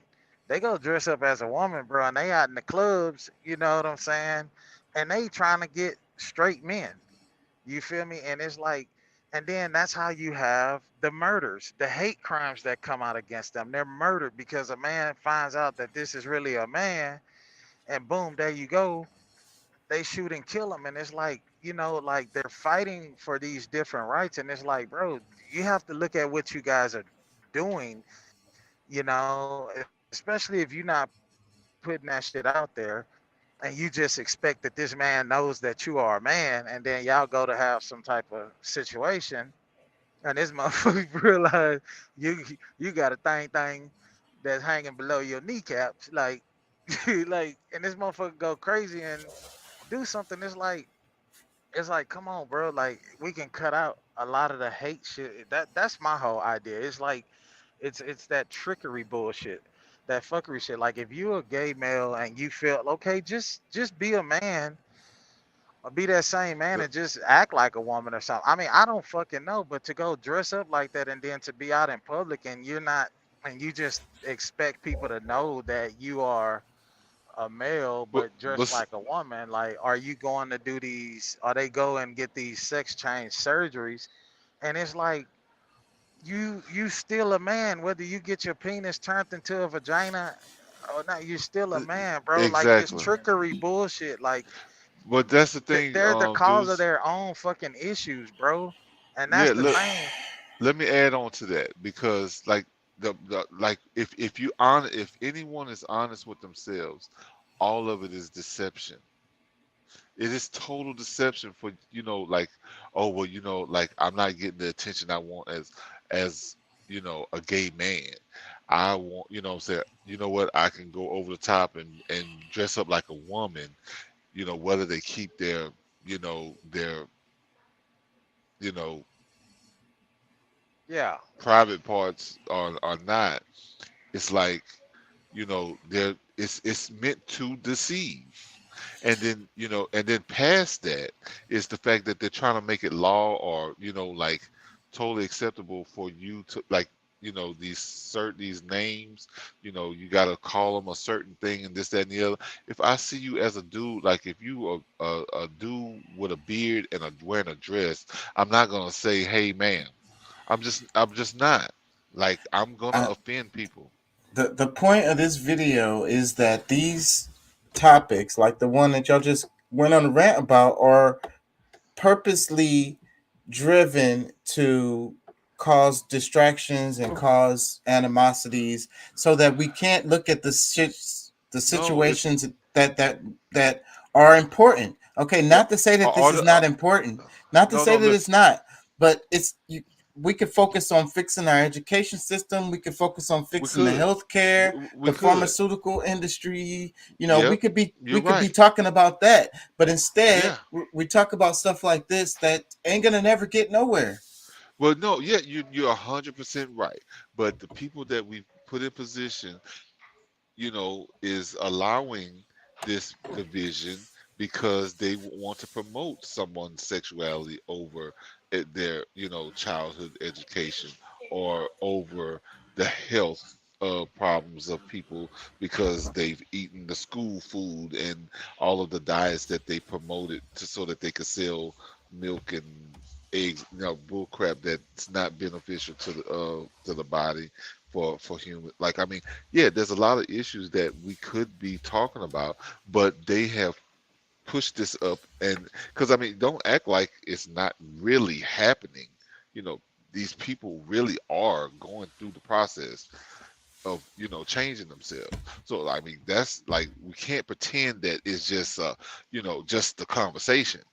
Yeah, but how important is that related to the gas prices or freaking the prices of food? And you know what I'm saying? Freaking how much daycare costs, and if you get holiday, you get time off when you have babies.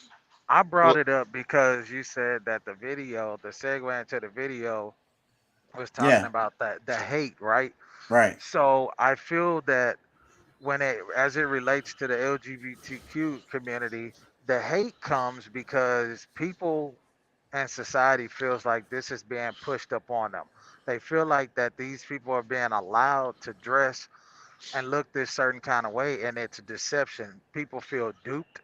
Not only that, they're putting it in the schools. The kids can't even focus because they see a 7th grade or 8th grade boy coming to school with a fucking dress and stiletto heels, bro.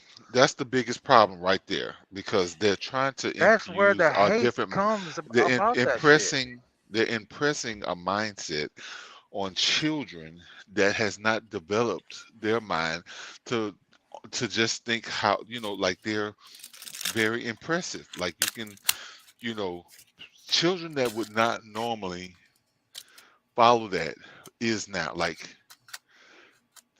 they're saying that 3 and 4-year-olds are asking for these changes where, like, and a lot of adults don't even know how to go through these changes, or even that some of these things are even available. And a 3 or 4-year-old is really like, they're what these people are actually groomers. Like, they have a fantasy, they have a fetish that they're trying to fulfill with children, because even if they're not personally having sex with these kids, they're setting them up to be sexualized by someone. So that's the problem. See, that's a bigger problem than, because you're saying that it's not just a conversation. These things are actually happening. Because like I think you kind of, like I get where you're trying to go, but at the same time, we can't forget that these are things that are actually happening. It's not just a conversation. Yes. Let's say all of that. What you're saying is true. It's not. It's not. Let's say it is. Let's say it is. Let's say everything that you're saying is true. I say it is. Okay. And so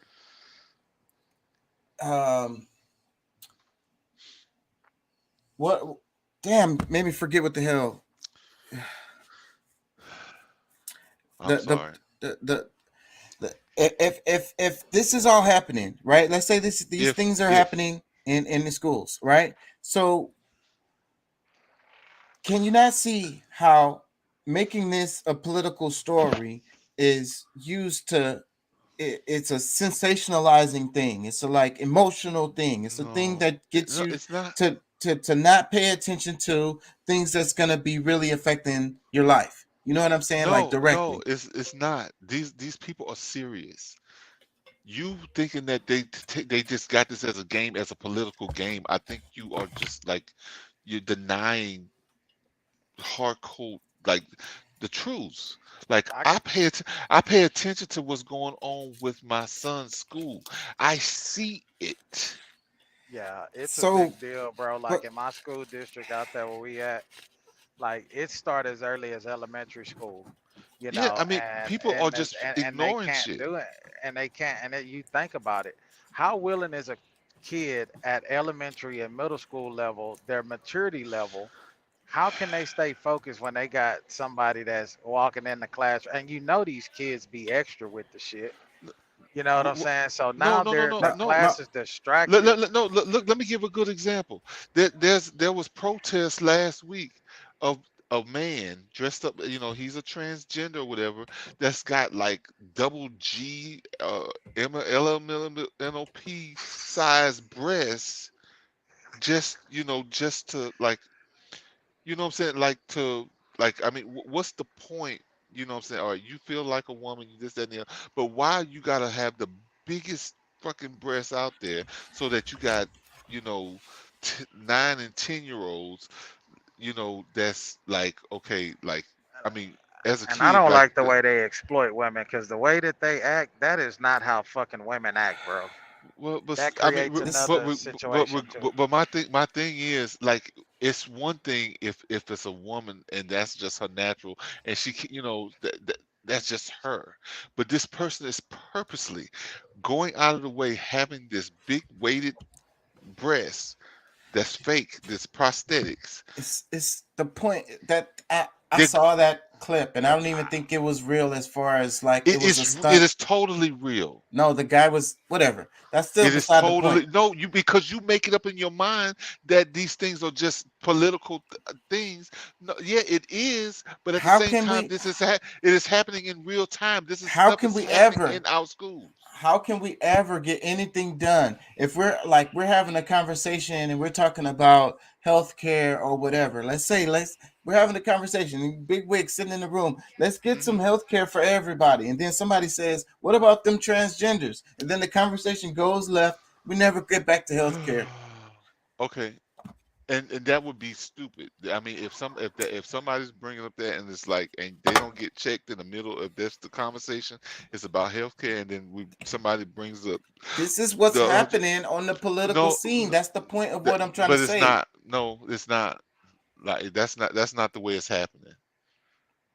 This everything you're saying is somewhat true, because this is purposely being done, but not just for the distraction. No, these people are It's this happening. way. It's happening right now because the You're video. going with the if. You're going with the if. Well, if this is really happening. No, bro. Like, I mean, what world are you in while I'm out here? Because I mean, this stuff is very visible. This is like, I mean, you got police, like, these are protests happening. Okay, let's just say potentially this school decided that they were gonna do a what they call it, what they have the actors that come out and protest and act like this, that. Okay, let's just say that is. But what does that still say? If these people that's paid to come out here and lie to us about this, because I mean, whether they trying to distract us or not, thank you, son. If they're trying to distract us or not, like, this is who you are hiring to be ahead of us, to lead us, or to go. No, you can't have any. All right. But it's like, to me, your point is very valid, because to some extent, like, yes, what you're saying is true, but it's not a facade. This is real life. This is happening in real time, and these people are serious about doing this, and they I'm think they should saying have it's this. not the thing that we should be focusing on. Okay, it's an issue. Let's But deal it's with that. but is let's it deal with our these. fault? Is it? You've got random pockets of stuff like this happening that gets blowed up across the nation, so that we won't focus on our major problems. Like, people are suffering right now. It's shit going on, like the gas prices, the food prices, and we're bickering about some transgender shit. But bro, see, look, I'd rather pay more money for gas than to have somebody trying to put filth in my children, the children's heads. Like, our future is worth more to me than what the damn. I mean, they could charge $30 a gallon. Like, as long as I can get enough to get where I need to go, okay. But see that's why this thing works, because it's super emotional. People are super invested. I mean, but just see, like that's the abortion things topic. Look, when you're having trouble paying for food and gas and this, that, and the other, that's probably on the top of your mind more than subjects that's on other people's mind. That's just like, okay, look, I can buy gas, I can buy food, I can do this, I can do that. Yes, there's some changes in my income, but I can still afford to buy what I need to buy. There's other things that's on the top of your mind, like what's being fed to your children's mind, the images that you can't take back. Like, once they see it, it's seen. Yeah. Let me play some of this right quick. Tribalism, hatred, even violence. Politics in America and Britain are now hyper-polarized online and on the streets. There's much more heat than minds. From race and the environment to gender and abortion. Important issues are making us more divided. This kind of polarized politics has a name. Culture war. The culture wars. The culture wars are toxic. So what's fueling today's culture wars? Culture wars are in general good for political elites. The constant pressure of this manufactured outrage. Are we as divided as we seem? We see a lot of non-debate from the other side. And how worried should we be about the future of liberal democracy? Every time you hear a claim, you believe it a little more. Yeah. So I think some of the stuff that we're seeing on TV, like I said, they do have some of these people that they hire to do this type of stuff, but my outrage is not manufactured. I'm pissed. So, and I think a bunch of real everyday people are pissed because this is what our country, our society, the people who, are holding, somewhat, I guess what we're saying, we've given power to, has decided to do with our monies. Because, I mean, who you think is paying for a lot of these things to be shown on TV? The same corporations that, that fund, I mean, we know who at the top. So from whatever direction it is, because like, number one, I don't hate the people. Like, I think that they have issues. Like, I mean, their issues might be different than mine, but at the same time, like, let a child, if they're going to be gay and want to do that kind of stuff, they don't just like they didn't need somebody to do it for them. The children shouldn't need anybody to try to, they just trying to build a new population of people that's more like them, because yes, they are a minority, but just at the trying to have higher numbers, you're trying to take the minds of children.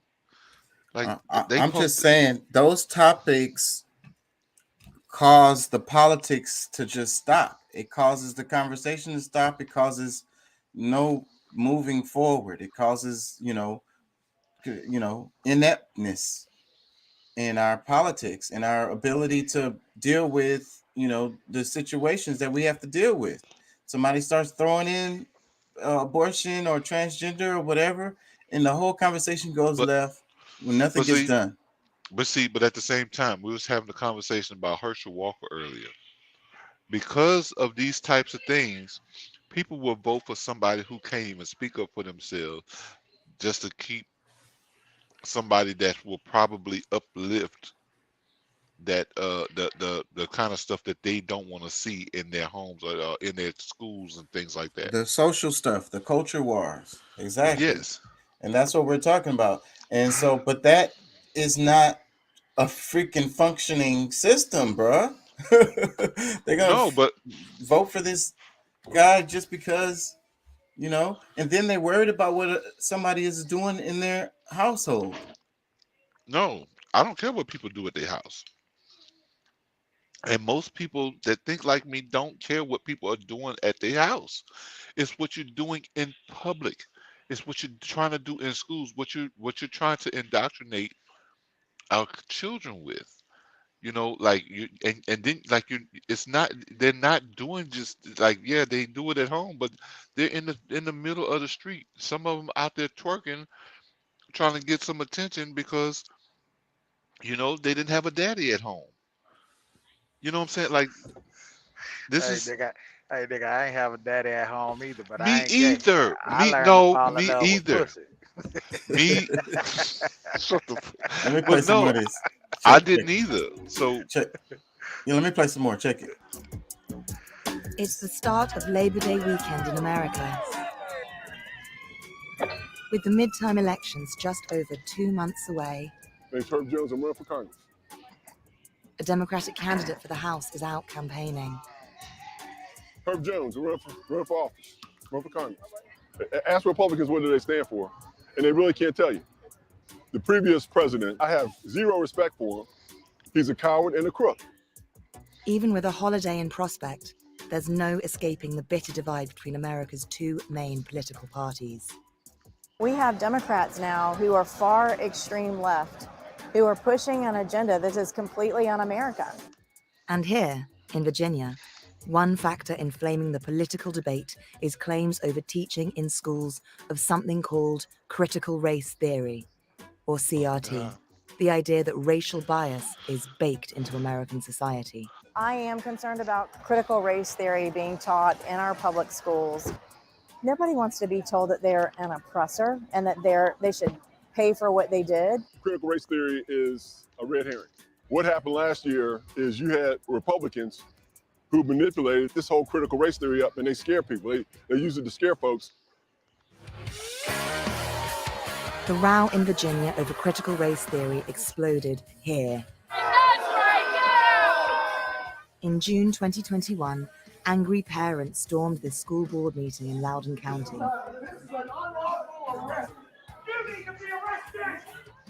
Complaining that their children were being brainwashed and taught to believe that white Americans are racist oppressors. You are not teaching my children that they are racist just because they're white. The problem I have is that my son was being taught propaganda. They alleged this teaching was based on an academic idea from the 1970s called critical race theory. The critical race theory has its roots in cultural Marxism. It should have no place in our school. Critical race theory basically asks the question, why is it that individual racism is improving over time, and yet racist outcomes persist? Critical race theorists look at if we don't change the structures and the institutions and the policies that were built by racists, then racism will never improve. Arguments in Virginia about teaching critical race theory helped catapult a once obscure academic debate We've woken up millions of parents to the dangers of critical race theory into a red-hot national fight. Republican politicians across the country started campaigning strongly against it and approved rules banning the teaching of CRT in 17 states.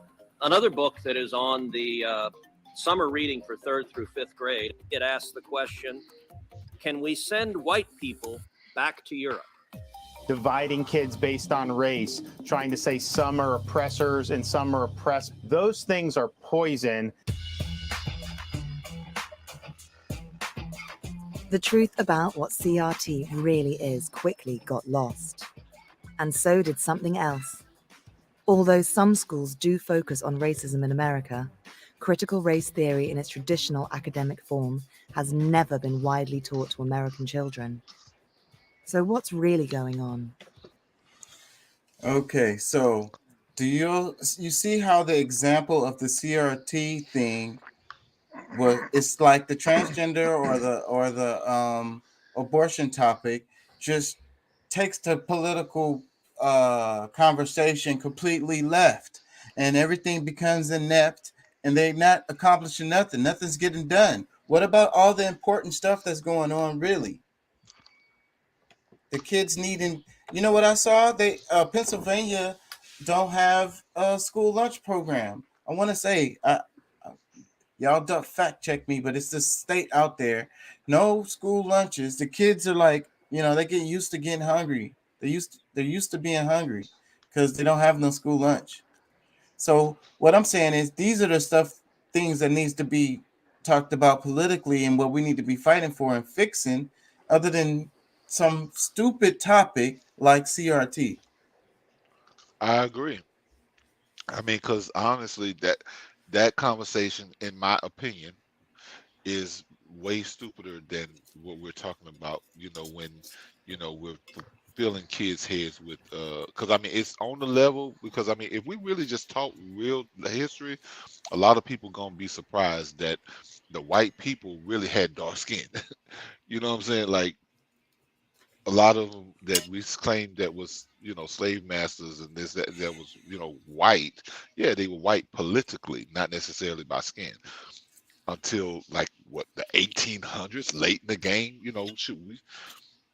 Anyhow, but yes, I think it makes really no sense, because first of all, like, the social studies was taught, world geography, these different things that, we can really use, but unless you're really just trying to point the finger at a certain group, because I mean, I think it's messed up that over the years that, just the idea that just because you had dark skin meant that you were a slave.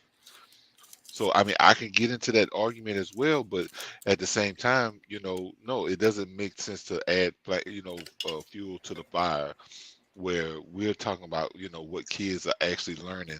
Like, can we, since our world is moving to more technology, can we have more technology classes?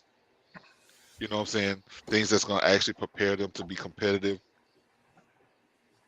I don't think the CRT, because I mean, yes, history makes a big, like, changes your understanding of what you're dealing with now today.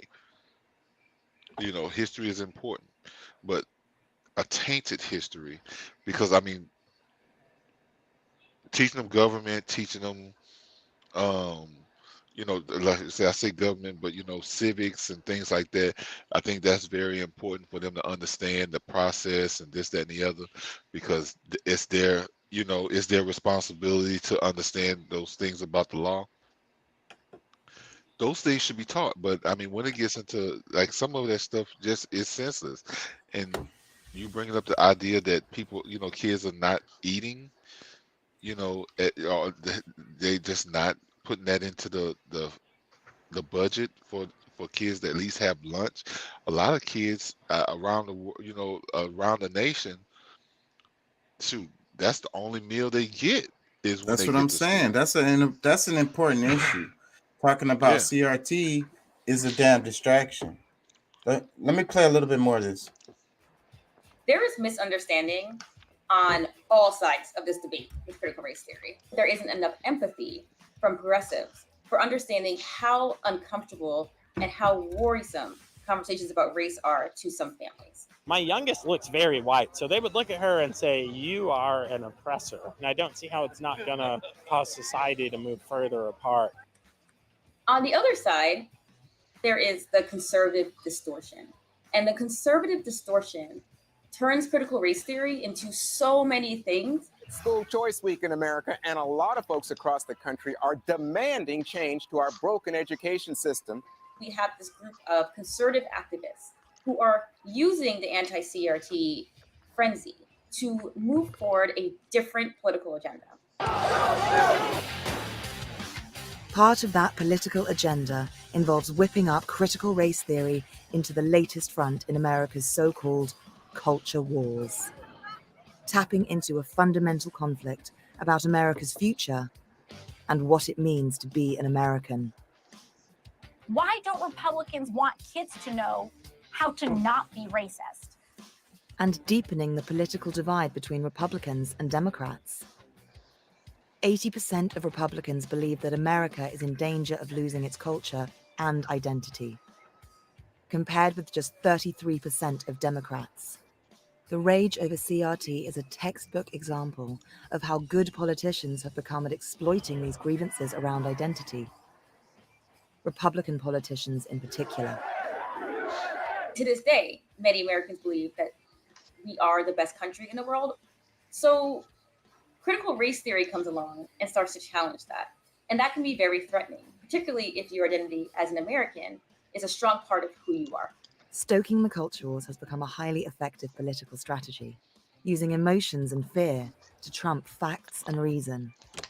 Using emotion and fear to trump facts and reason. And that's what these topics are doing. That's what's happening. and it also makes our politics inept, and can't freaking get nothing done. Nothing is improving. Yeah, and that's why, like, how what they said, up to $35 trillion can come up missing, and then nobody cares. No, well, the people don't even know it because their mind has been focused somewhere else. It's like, tapping you on the right shoulder when they over on your left side doing some funny shit. You know what I'm saying? But they're gonna get into the transgender stuff too, because those are the main topics: is critical race theory and the transgender rights. yeah, I mean, honestly, I think both of those conversations should not be like the biggest thing. Like, I mean, these are, minorities that want to be, recognized. And I think that having the rights is one thing, but the ability to step on other people's rights for you to, what I'm saying, like that's where I really have a big issue. Like, I mean, when you start stepping on other people's rights for your own, that's wrong. You know what I'm saying? Yeah. So what about the kids' rights to know what actually happened in history? Well, yeah. Well, see, and a part of that, maybe not this generation's fault, but the generations of the past, thought it was a good idea to, make every, like the, white people, the non-melanated or lightly melanated people, the, the big guy. So that meant that they was the masters. They were the, what I'm saying? I mean, of course, it takes a lot of sense to, what I'm saying? It takes, a great understanding to realize, the history, to be able to change, be able to, balance that information, because, honestly, I mean, the majority of people during the 1500s, the 1600s, when they saying that slavery was like in its prime, it was still majority of melanated people in power. But because of the lies that was told is why we're here today. Because, now they gotta, either tell the truth or just make a big stink about it. So everybody is just, look here, look there. Hey, look under the bed. That's, I'm sure, history, some histories on it, look in the closet. I mean, it's just like you got you looking everywhere, but because they don't want to be honest about it, because it would have to show the truth of how everything really happened. Yeah. Let me play the country would be a whole lot better if we was just honest about it, because there was, black people, white people, whatever, that had did wrong and, had to deal with slavery themselves, both sides. Let me play some more of this. They're going to explain what the culture wars are. We have evidence that shows every time you hear a claim, you believe it a little more, even if it's a crazy claim. And even if it's something at baseline you didn't believe at all, just hearing it makes it more believable. These kinds of culture wars are in general good for political elites. It helps mobilize people, it helps pull people in.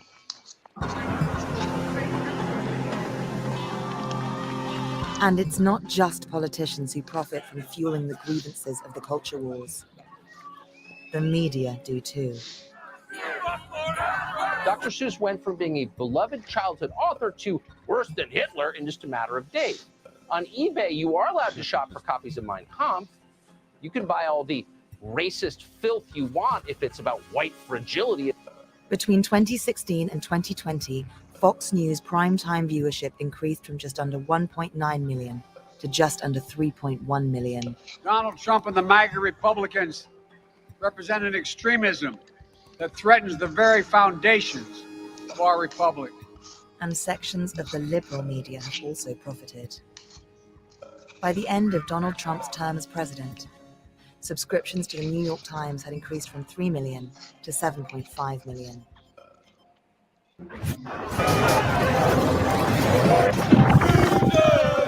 So how did we arrive at this kind of divisive politics?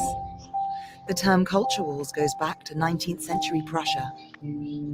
It was first popularized in America as a struggle between conservative and progressive worldviews in the post-civil rights era.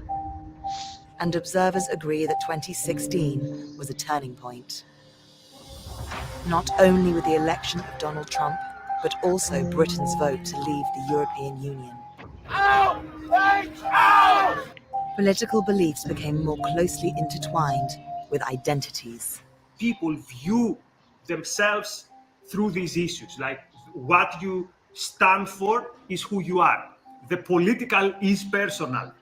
So it would be quite usual in the years after Brexit to be in a dating app like Tinder, and you would see people saying, "Oh, if you voted for Brexit, swipe left." Or today, you see people say, "If you're vaccinated, swipe left. I don't want anything to do with you." This shift is also reflected in the loyalty of American voters towards their political parties. That loyalty has increased over the last 4 decades, but the rise since 2016 is particularly sharp. In the run-up to the last presidential election, 89% of Donald Trump supporters believed a victory for Joe Biden would cause lasting harm. And 90% of Biden supporters felt the same about a Trump win. In this kind of personalized politics, hatred of your opponent fuels a desire to defeat them at all costs.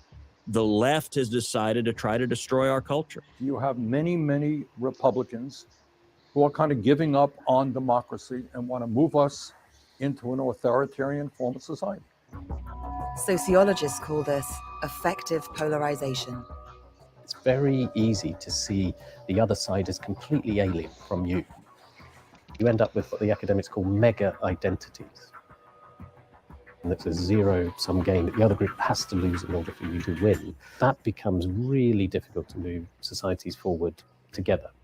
The root of the problem is that fewer and fewer people think that they have the capacity to understand the world with their own judgments. These big narratives of socialism, of capitalism, had a positive view about the future. The idea was follow us and we will bring you to a society of plenty, of justice, of meritocracy.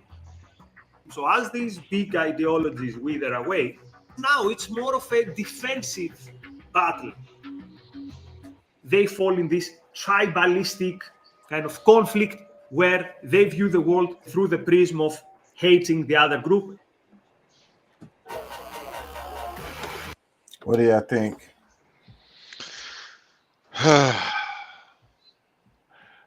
You know, I'm trying to stay close to the subject because some of these things are triggering for me, because just hearing some of the stuff they say is but it's their politics. So I mean, I'm over it. It's fine, but I think it's still up to us, the people, to unite as people, as citizens of this country, to be able to make a change, because we see exactly what the people we put in power, what they will do with it. So I mean, if we really want to see change, we have to do it. We have to, us the people have to say, okay, look, we have to come to some agreements, or either like really get hard nosed on our representatives to make the changes. We're not gonna get in there and do it ourselves. But how are we gonna do that if we arguing about transgender rights, CRT, calling people Trump supporters, or calling Democrats snowflakes, or you get what I'm saying? Yeah. So how could we possibly come together and work together if we calling each other these names like this, and everybody done picked their side already, and then they just demonize the other side? Well, I did, because I mean, I'm one of the demonizers. I picked a side, and I'm a demonizer. So I'm an alcoholic, and I'm just gonna put it out there.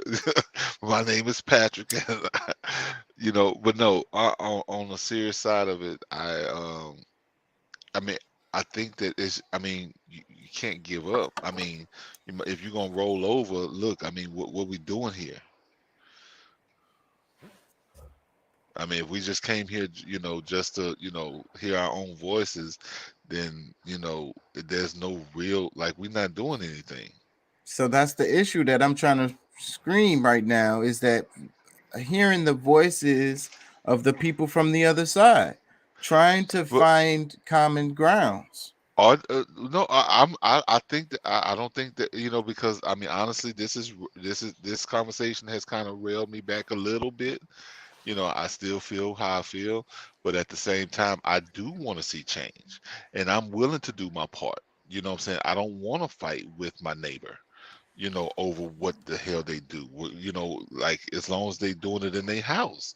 You know what I'm saying? Like, if you're out in your yard in, bikinis and letting your stuff hang out, and my kids are trying to run through the sprinkler, like, what, you know what I'm saying? Like, are we gonna have respect for each other? And that's the part that we're missing, having respect for each other, because regardless, in the past, yeah, people hid their mess, but it was a level of respect.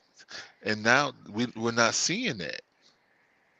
I want to play some of this next part. They're finna go into this transgender stuff, and then, but don't answer me now. But I want to ask you a question. So we're trying to find bridges where we can find some common ground. So where could you find common ground with the transgender thing? So don't answer now, though. Let me play some of this. In this era of tribal politics, genuinely complex problems of identity are feeding into the culture wars. And in Britain, this is playing out in the vigorous debate about transgender rights. Do you understand? Well, let me finish. Let me ask you a question. Perhaps the most intractable culture war issue. They are legitimate areas of concern. You can't just call everyone who disagrees with you transphobic.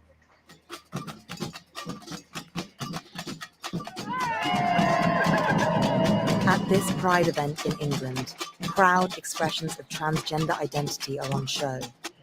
Police fraternise with Pride Parade. Cleo, who campaigns for transgender and gay rights, is joining the festivities. But she's also mindful of a backlash.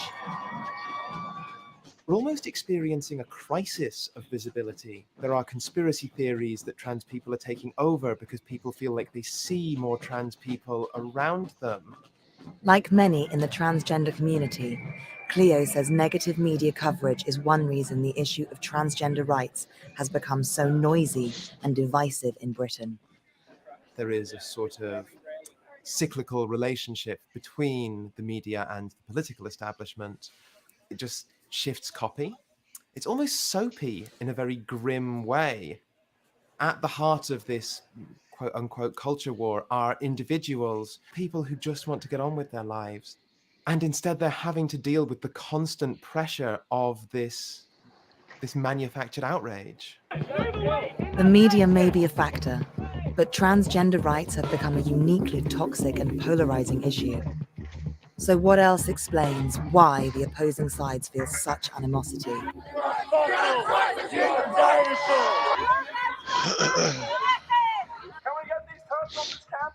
Perhaps no other issue speaks more to a fundamental sense of identity and self on both sides. On one side, are transgender rights activists who insist on an unqualified legal right to be recognized as the gender or sex with which they identify. It's a culture war between those who believe that trans rights are human rights and those who believe that they're not human rights, or that those rights should somehow be restricted or controlled. We are sex under the Equality Act 2010, like it or lump it.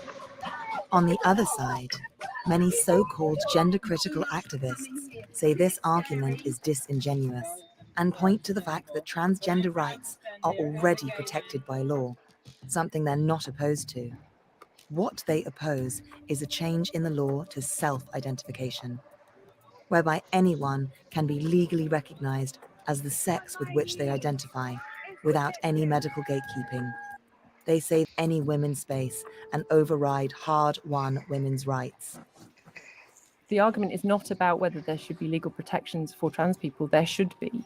The argument is whether we should change these existing legal protections to, as soon as a male says, I feel like a woman, according to this idea, they should have access to all the spaces and resources and rights that a woman has. That's the bit I'm objecting to.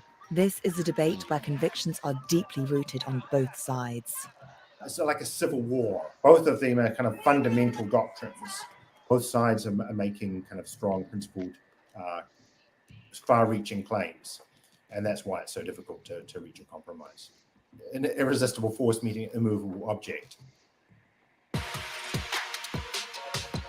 Okay, comments. I really like this because it's going on both sides.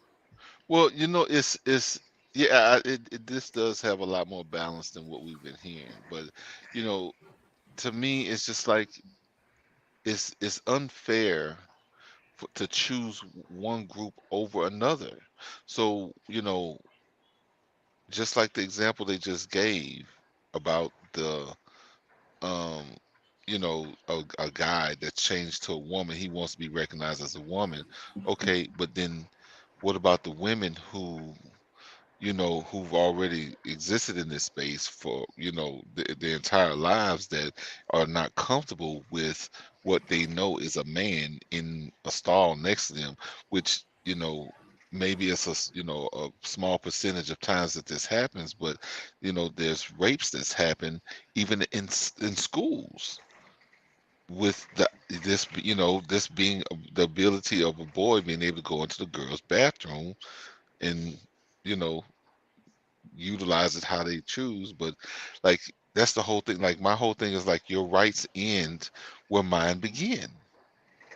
So we have to be fair. Like that's the thing. So like, I mean, we have to try to be fair. At what point can you find like some kind of compromise? Where can you see the groups working together forward? Because like my whole point of even playing this is, like I say, the point of all of this stuff is just to distract the people so that we can't get nothing actually done. No, I've heard your point on that, in which I do not agree.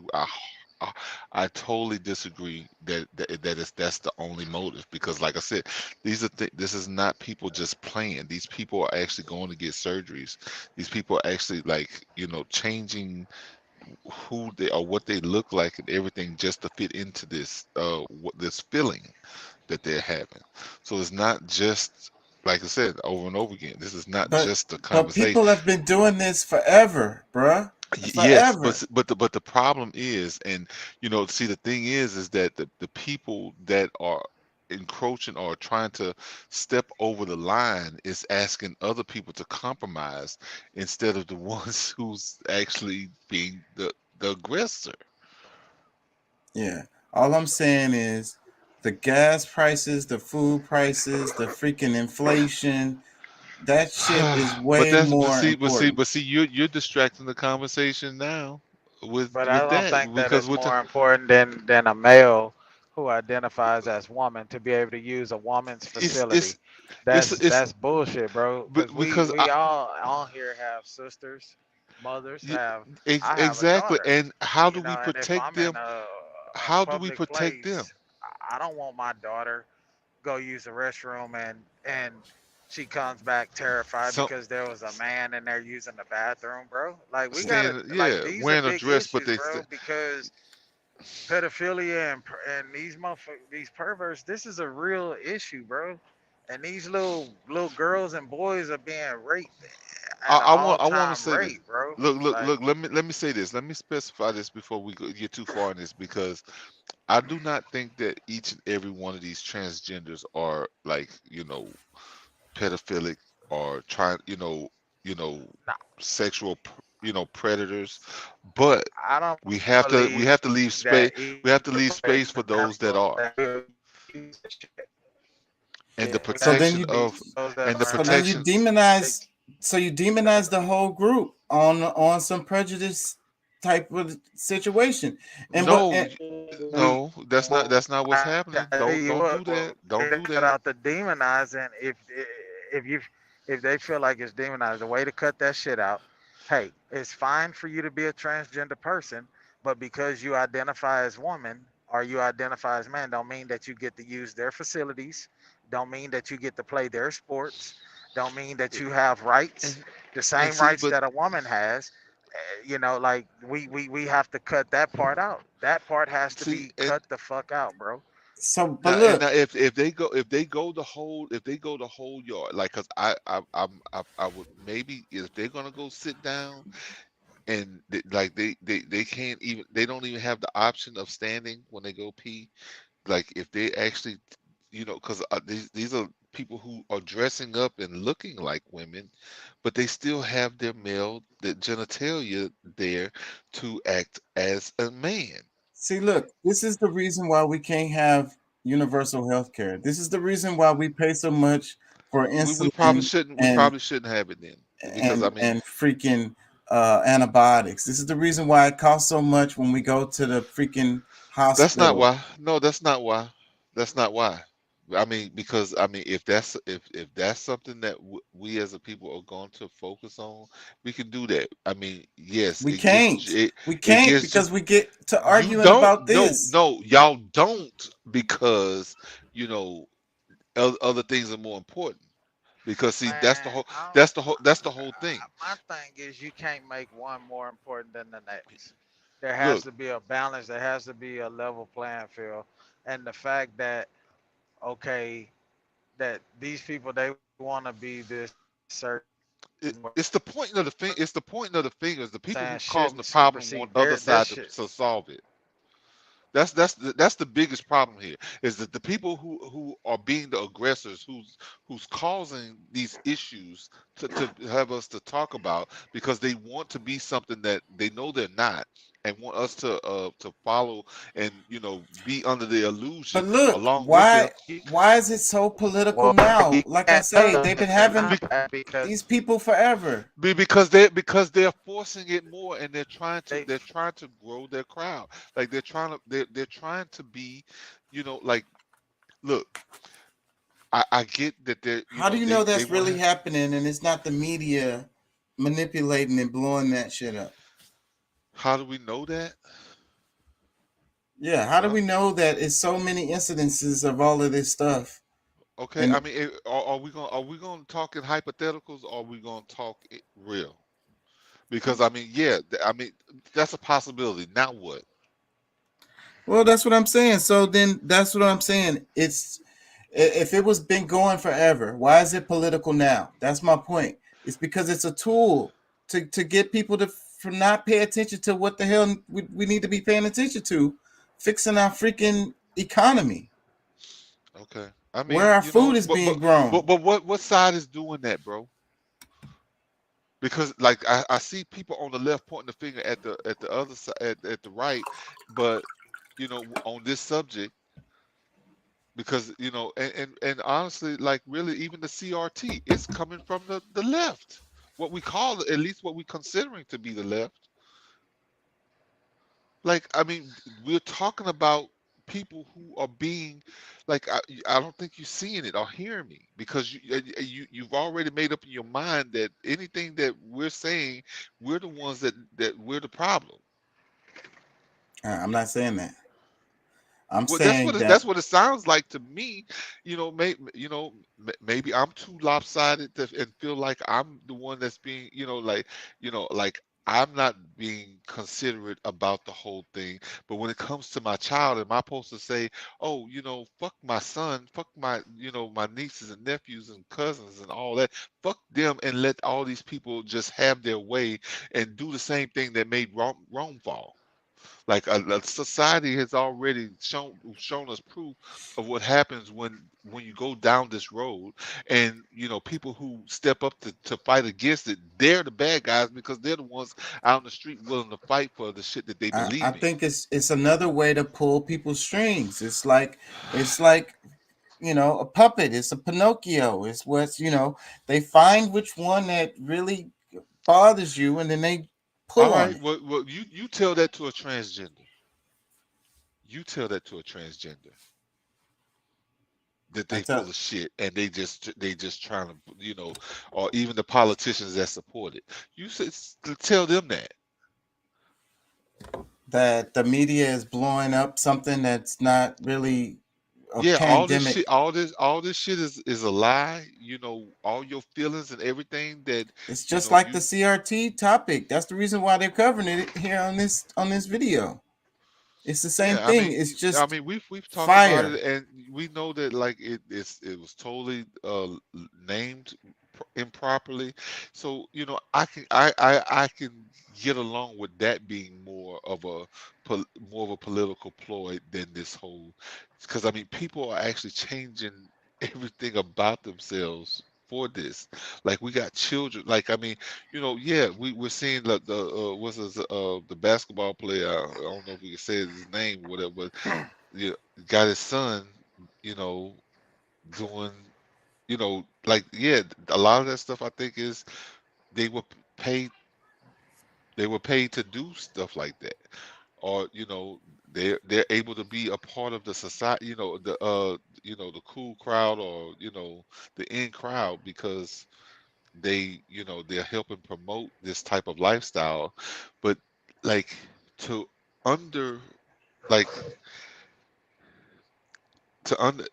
really like, what's the word for it? Like, I mean, underestimating or like really saying like it's just that. No, bro, like it's bigger than that. At least it has become not what it started out as, maybe, but what it has come to. It's the real deal. This is like this is probably the biggest fight of the century. It's definitely a big fight. So that's what it's saying. It's like, why is hate fueling politics? So, and then one side, you know, hates the other side. Yeah, but see, and they can't come to no kind of compromise. Yeah, but see, your question is why is it so hyper? Like, why is this thing so big now?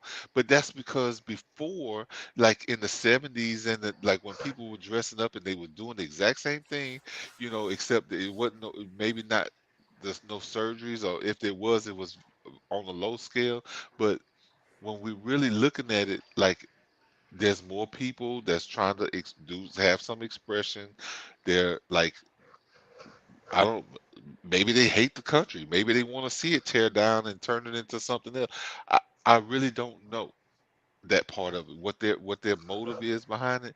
But all I know is that they are the aggressors, and the people who are trying to protect their homes, the ones who, you know, want to live more conservatively, and you know, even if they have family members that's doing it, they're not going to be out there in public trying to promote it. They're going to tell you, look, just go do your thing, but you know what I'm saying, at home, or you know, in your little community where you at, but don't be trying to overdo this. Don't be acting like, you know, like even heterosexual people got to be responsible about their sexuality.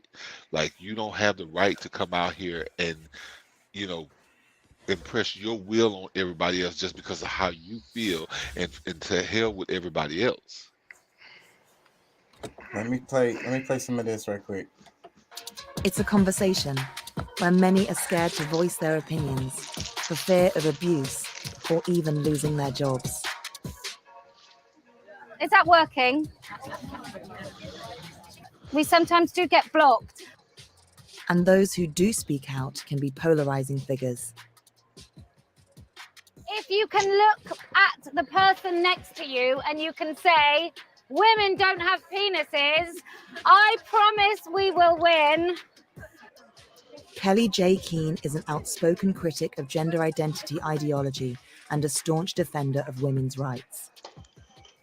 I think the reason the debate is so contentious and occasionally violent is because we're fighting the truth against some quasi-religious, dogmatic new religion. And so when you talk about things that are true against things that are not, the things that aren't true have to be defended quite violently. And so we see a lot of non-debate from the other side. Yet that other side insists its opponents are equally dogmatic. It's a culture war at its most intractable, leaving little hope of resolution. Women. No, women. women. I mean the old-fashioned ones. You know, the old-fashioned women. Oh God, you know the ones with wombs. Oh, those fucking dinosaurs. Little wonder it's causing new fractures across society, including within liberal groups like Britain's Labour Party, where the issue has become a hot potato. It's transphobic to say only women have a cervix. Well, it is something that shouldn't be said. Wow.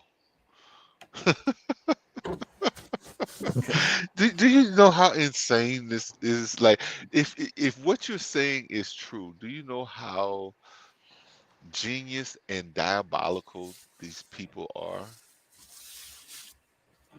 Because I mean, for them to overall get all of this, you know, publicity, all this talk, you know, the back and forth, all, you know what I'm saying? Like, it's so, like, for them to come up with that as an idea, I would say it was genius, but it's also diabolical at the same time, because it's like trying to force people to like change the definition that of what a woman has been for thousands of years, that there was no fault found in before, but now there's fault in you know, like, you know, we've been having it wrong for a million years now. Like, it's insane. So like, and people wonder why people get so angry, is because it's like, you're testing my intelligence every time you bring this shit up. I think the ones who should also be more so offended by this shit is women. It should be. Look at how long women have fought just for the right to be respected, to have a place in this society, in existence. And now that is being stripped away because a man wants to now be a fucking woman. Like, bro, that shit is just that's bull crap, bro. Like, and that's why you have women overall, like this woman right here that's stepping up and saying that this shit ain't right. You know?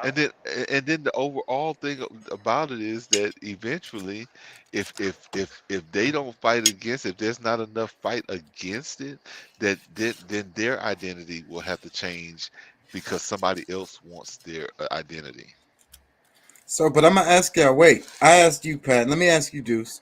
Where do you think that where is the point, or where's the space to find some common ground on this topic? Bro, I mean, I honestly don't really know. I don't have the answer to that, you know, because I don't. I guess my whole belief system has me fucked up in the way, like, you know what I'm saying? The way we were brought up, you know, it's just, I don't really know. My thing is, if you're gay, just be gay. You know what I'm saying? But look, what we were saying earlier. Are y'all listening? Are y'all really listening to what the people are saying? Because like, the transgenders want it without any opposition. Like, you can't, like, if you say anything against it now, it's a crime. Like, bro, how do we fight that? But Pat, earlier you were saying, for us to be successful, you know, and to get the government to do what the hell they're supposed to be doing, representing us, then we have to work together and find a way to work together to get that to happen. So, but then some of these people are transgender. But no, I'm willing. They are not. How do you know that? Because of their conversation. Like I said, am I the only one hearing what they're saying? You hear them, you're present, right?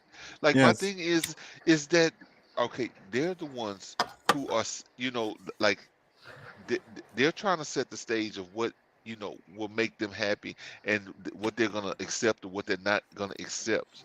Like, we're saying, like, okay, well, if you want to use women's bathrooms, like, you shouldn't have a penis.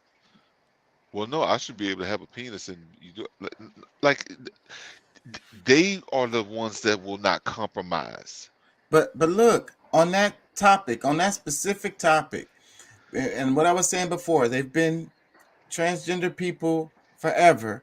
Do you think that before it's been so politicized, do you think that it was transgender men or women or whatever using the bathroom of the other one before? I don't know. I'm 100% sure because they had to use the restroom. They have to use the restroom. So they were using. You 100. Hold on, bro. Like, come on, man. Don't insult me like that, bro. I'm saying that there had to be before this. How many transgenders you around? How many transgender friends you got? How many? Like, who you talking to? This is just logical thinking. Just no, it's think not. About no, it's not. No, it's not. That is hyperbolic. I don't think you're hearing what I'm saying. No. What he's saying is that if they're out in public dressed as a woman, there was no way they were going in a male's restroom. They were more than likely going into, and which I would have to fucking agree with you on that. Yes, because if you in a club and this motherfucker is dressed like a woman, he not going in no man's restroom standing next to you. What's up, dog? People not checking the junk. They know how to dress, so whereas it's not showing no bulge. Ain't nobody finna do no cock check. They gonna go in there and do their business. Okay, all right, you got me on that one. All right, it makes more sense when you put it that way. But the whole idea is okay. If they've been getting away with it, why are they fighting for it? Why are they allowing the media to take over, mess up what they had that was already good? They can't control what the media is doing. It's a political tool. It's a political tool that's used to keep people divided and arguing so that we have inept ass politics. That's my whole point. Okay. I'm not saying that, because I agree from the beginning that yes, a lot of it is, there's even some fake outrage, there's some of it. But this is it's not for pretend. Like, these people really want these things to happen. And yes, they're going out of their way to try to, what's the purpose of, if everything was, fine and they're like I was talking about earlier, the protest that happened at the school where this male teacher is dressing up like a girl, like a woman, and he's got these, double Z prosthetic breasts on. What is he trying to accomplish there? I don't get, some of this stuff I just don't get. And if you've been getting away with it, you go, because as far a bathroom is a bathroom is a bathroom. But until somebody, gets harmed because, we find, there's a depraved person that wants to go and do something to a woman, instead of being a woman, now they want to attack one. That's the type of things that's gonna have a man, especially a man, or even we heard even the women saying, they don't feel comfortable with that idea, even though they might have already had one in the stall next to them. When you make this an issue, now we got to discuss it. No, I don't want that. I mean, it just kind of. I don't know, bro. At the end of the day, I don't know. We won't be able to ever fully get rid They would have of been better off. They would have been better off. They claim that they just want to live, but they're I thought they're this shit was exploiting just about themselves. them having the right to get married. Well, that's how it's that. No, that was the gate. That was the gateway to relax people about, same-sex marriages. That was just like the gateway drug. That was the way into your hearts. Oh, they just want to, everybody's gonna have okay, look, if you're gay, because that's the thing. All right, even though that's not my thing, but it's like, okay, you've been with somebody for 30 years and then they die and then you don't have no say. Like, what is anybody going to tell you? It's like, you shouldn't have any right to be with the person you've been loving for 30 years. Like, yeah, but the law will be the law. And it's the same thing with their life insurance policy, with their insurance, their health insurance. Well, that's no, from their you job. can make them, you can make them a beneficiary on your life insurance policy regardless of your sex. That don't matter. I'm talking about being able to be in the pensions and stuff. The stuff when when they die. Yeah, but see, but that's what I'm saying. But who's really gonna fight against that? Nobody. Nobody really knows what really the long-term plan is that they're trying to come up with. But in the beginning, it's just like, yeah, let them people have, you know what I'm saying? If that, because I mean, we know gay people in our own family that's just like, oh, so you mean to tell me, the family gonna fight, the kids are gonna fight, the uncle, brother, whoever the hell, those assets are gonna go to them. They're gonna have nothing. I get it, but that's what I'm trying. That's my point. You're missing my point. Like if like when they're fighting for them to be able to get married or whatever, because I mean, obviously they're because you can set it up without getting married. I mean, like you don't have to have that. There's other ways to do it, but if that's the only way they feel like, all right, look, let them have that. Because look, that's who they've been with all this time. Like most people don't argue that. But then when it starts encroaching into other people's homes and lives and stuff, that's when they're pissed. It's like, look, this is the part. I didn't sign up for all of this. And it's like, look, hey, look, we respect you. Look, we love you. But at the same time, like now you're stepping on my toes. At the end of the day, I don't have an issue with them.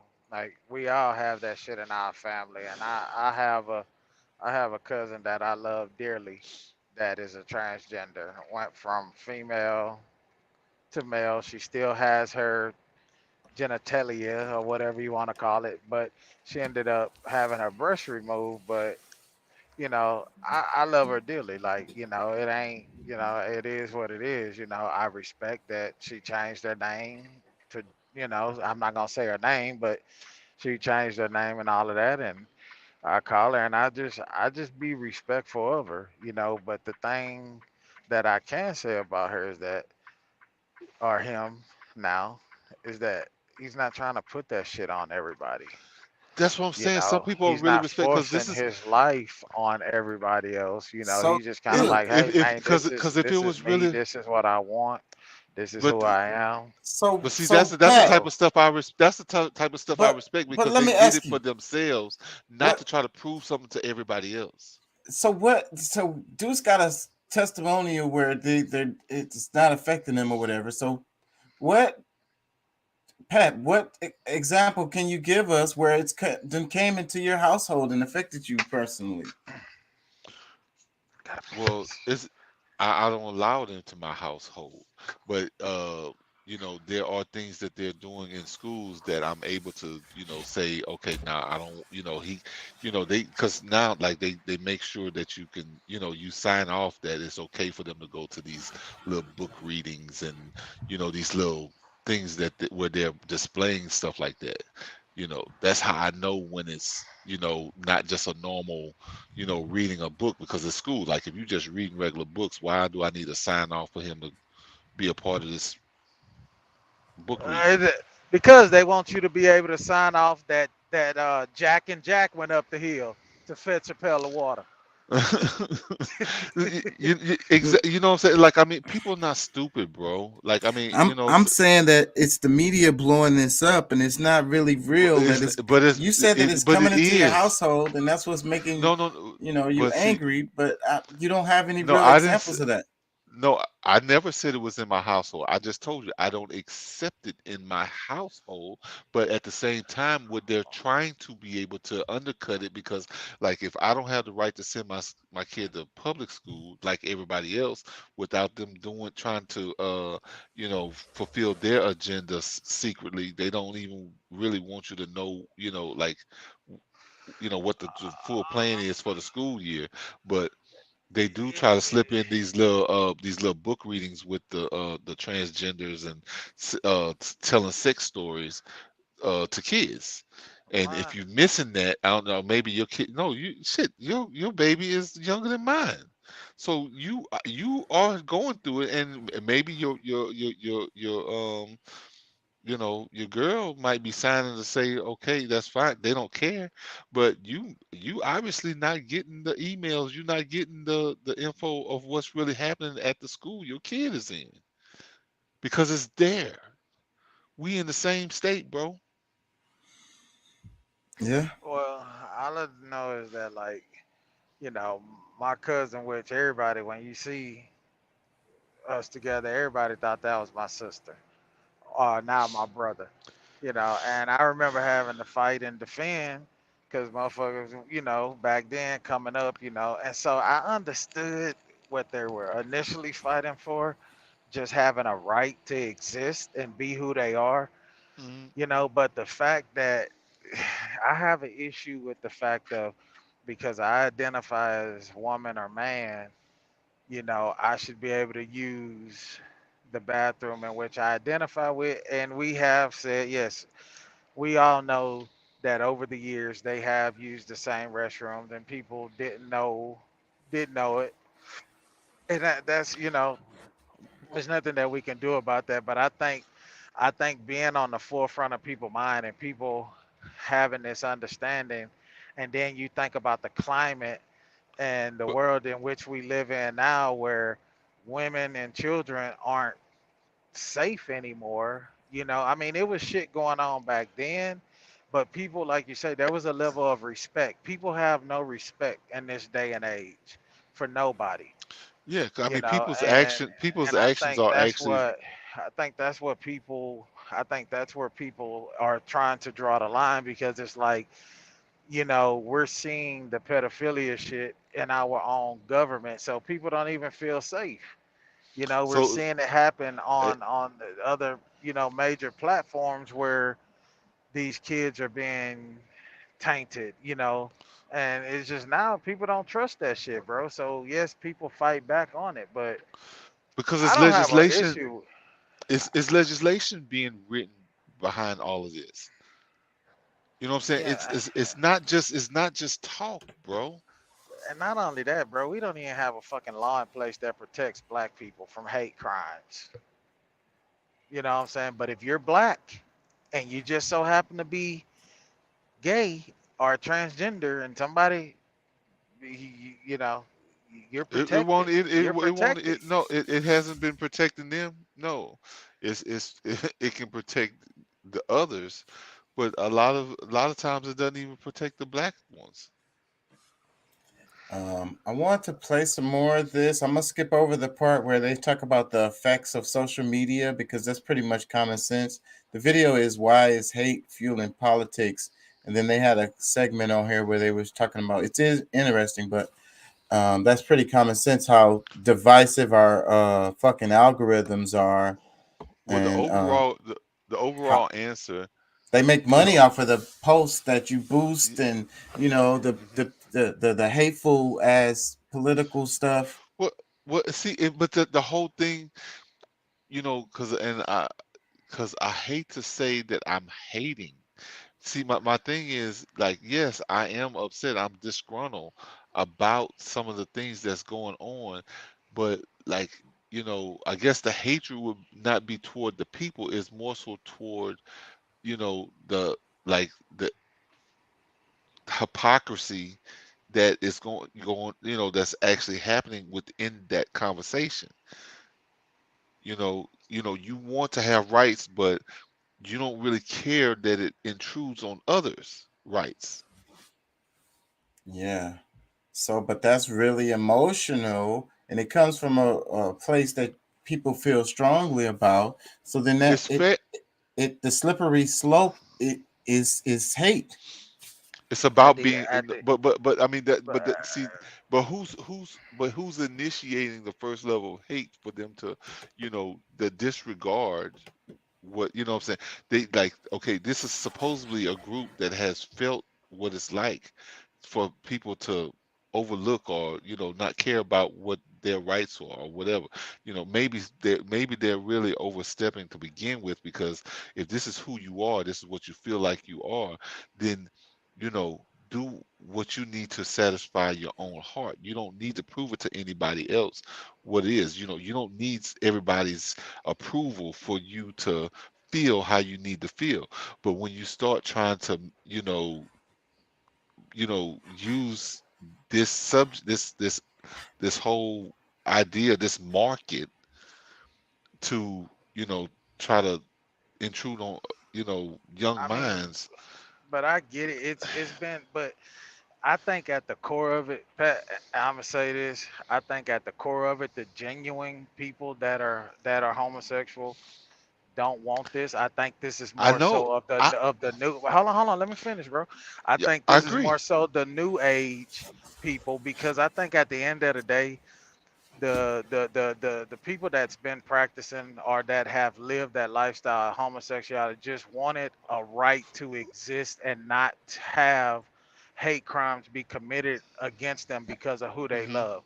You know, because at the end of the day, they're still human beings. They're still somebody's son, daughter, sister, brother, whatever. And I think it's more so the propaganda of this whole new age people that the media and that the government can get into these head, or these different political parties know that these people don't, that this generation of motherfuckers don't give a fuck about nobody else but themselves, and that they can continue to push them, to do these type of things. But at the core, people that have been practicing, or who has been homosexuals, you know for some time, that have experienced hate crimes or have experienced injustices, they just wanted the right to be able to exist in a society where they're not judged. And that's why I say I don't judge them. I defend. I could be around them. I have it Well, in my family. It does honestly, not bother me. It's me just, either. but the propaganda and the fact that of what is being pushed out here is to make us have these conversations, But, and to make us to not make us it's to overshadow but the traditional people who's just trying to simply fight for a fucking existence and place. You no, know what I'm no, saying? no. I mean, I don't completely oppose what you're saying, because I think the majority of what you said is totally true, especially when we talk about the old school people who, like, this is just who they are, and that's Because like they just want to live and just let me ask have you their this here. life as what they are. Growing up, But let me ask you this here. Growing up in Louisiana, right? And you've mhm. been there majority of your life. You probably had, I'm not saying that you are, but you probably had that one family member that has always kind of hinted towards that way, may have dressed up a little different and this or that. And everybody loves them, they get along with everybody, but the sheer fact that they cannot be comfortable outside of their own family drives them to so many other different things, right? So it's Yeah, like, just looking at that, and that's why I say I think it's more so of this generation X that's pushing all of these different, because they want so much, bro. They don't want to have to fucking go through nothing.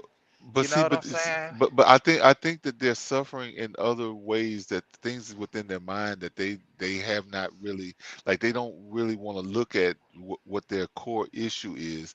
Because I mean, you can be gay and just be comfortable with who you are, but when you're uncomfortable, you feel like you got to express it everywhere where you're going, and make people, acknowledge you for like, most people just living, like, why I gotta, like, I was like, oh, he's gay, yeah, hey, like, why do I gotta join in your celebration when, if you're okay with who you are to begin with? Like, that's like, you shouldn't need other people to join in on your recognition But if it's you're not. secure, It's if you're not the old secure with heads who. that's doing that shit. It's these Well, young no, but motherfuckers. Cause social the media, we can't leave out the idea that we're living in a social media time. So yeah, like, I mean, everybody, whether they're straight or gay or trans or whatever it is, a lot of people are, like, on the video, they want to be recognized for being nothing, for doing nothing. And they think they deserve to be looked or have views and all these other things. And when they don't, they're upset. And like, that's a that's a whole nother side of just being like it's the core problem is different from them just wanting to be gay or trans. That's a part, and then because they've trying to force their will on people so harshly or so much to where they are not trying to give in until you are in the party or you are one of them. They're losing in their mind. They feel like they're losing because they haven't gotten another million or 2 million or 20 million people to join in on the. I think that's a narrative. Let me play some more of this. Well, you can say that.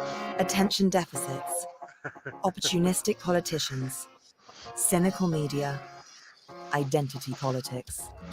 That's These exactly are what's some of the driving this forces shit right driving here, polarization in today's culture wars. Opportunist The culture politics. wars are bad news for democracy, pushing citizens into conflict. But are they also bad news in other ways? Creating a climate where aggrieved citizens push the police to act illiberally. It's a battle for democracy. Democracy relies on antagonism. Harry Miller lives in the ancient English county of Lincolnshire. He's a former police officer who found himself on the wrong side of the law. In 2019, Harry satirized the government's plan to recognize gender self-identification in law with coarse words on Twitter. A single distinct event or occurrence which disturbs or causes a person concern. It's just absolutely ridiculous. The police received a complaint about transphobic tweets, and Harry received a visit from his former employers. When PC Gore said, "I'm here to check your thinking," you could have knocked me down with a feather. Did you realise that 1984 is a dystopian novel, but it's not a police how-to manual? The police recorded the tweets as something called a non-crime hate incident, a legal tool designed to monitor potentially violent people. And even though Harry had not broken any law, he learned the police could keep his case on file for up to 6 years. He took the police to court. Mr. Justice Knowles equated it to the Gestapo and the Stasi, where the judge ruled that they had acted unlawfully and interfered with his right to freedom of expression. I'm calling him. Hi, Harry. Hey, Anna, how's it going? Harry has since discovered that 120,000 non-crime hate incidents were recorded between 2014 and 2019, although the particular circumstances of these cases are not public knowledge. Some fear the culture wars are leading to a more worrying level of state overreach in Scotland, where politicians have passed a new law influenced by identity politics. To every person in the transgender community attacked for simply being who you are, then this bill is for you, and we are that voice. In 2021, the Scottish Parliament passed the Hate Crime and Public Order Act. The Hate Crime and Public Order Bill that I brought forward as Cabinet Secretary for Justice was essentially extending the same rights, protections that people of colour already have in law to the other protected characteristics, from religion right through to disability, transgender identity, and so on. This law criminalises offensive speech towards transgender people, including speech that takes place in private, for example at home. Stirring up hatred with speech that is considered insulting or inflammatory, even if no actual harm results, is punishable by up to 7 years in jail. Even some of those who campaign actively for transgender rights are worried this goes too far. In a democratic society, there is no right to not be offended. So criminalizing causing offense is a threshold too far. Much as I oppose hate crime and think perpetrators should be brought to justice, I think we have to be very careful about criminalizing opinions that people simply find offensive or disagreeable. It's an open question just how much of a threat the culture wars pose to British democracy. What's certain is that American democracy faces a more serious and urgent risk. Take the house! In America, the polarization of the culture wars is helping to increase political violence and the risks of greater violence in future. Disliking people on the other side, that's not really the problem in and of itself. That's a problem in so much as it leads people to have anti-democratic attitudes and to be willing to engage in political violence. I'm running for Congress, by the way. Excellent. We need somebody in there that actually represents us. That's a fact. Back at the county fair in Virginia, there's a feeling that American democracy is flying by the seat of its pants. I support being a peaceful American, but people turn to violence whenever they feel that their voice is not heard.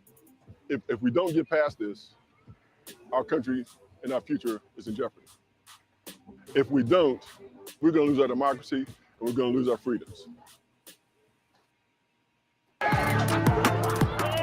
Fixing this broken politics requires a fundamental transformation in behaviors and structures. But in both America and Britain, the polarization of the culture wars make that feel a long way off. We have to do again the thing which is quite out of fashion, which is view people as individuals with free will, not view them as avatars of their identity and these deterministic beings who do as their identity asks them to do. Hello, I'm Tom. So, man, it's really scary. That's the reason why I wanted to cover this, is because I feel like it's headed to like a civil war. It would be, you got the abortion topic, you got the freaking the jab topic, the CRT topic, Black Lives Matter, White Lives Matter, whatever. And you have people on different sides. War. What do y'all think? Did I lose y'all? No, I had muted because I had a few things going on over here. But no, I mean,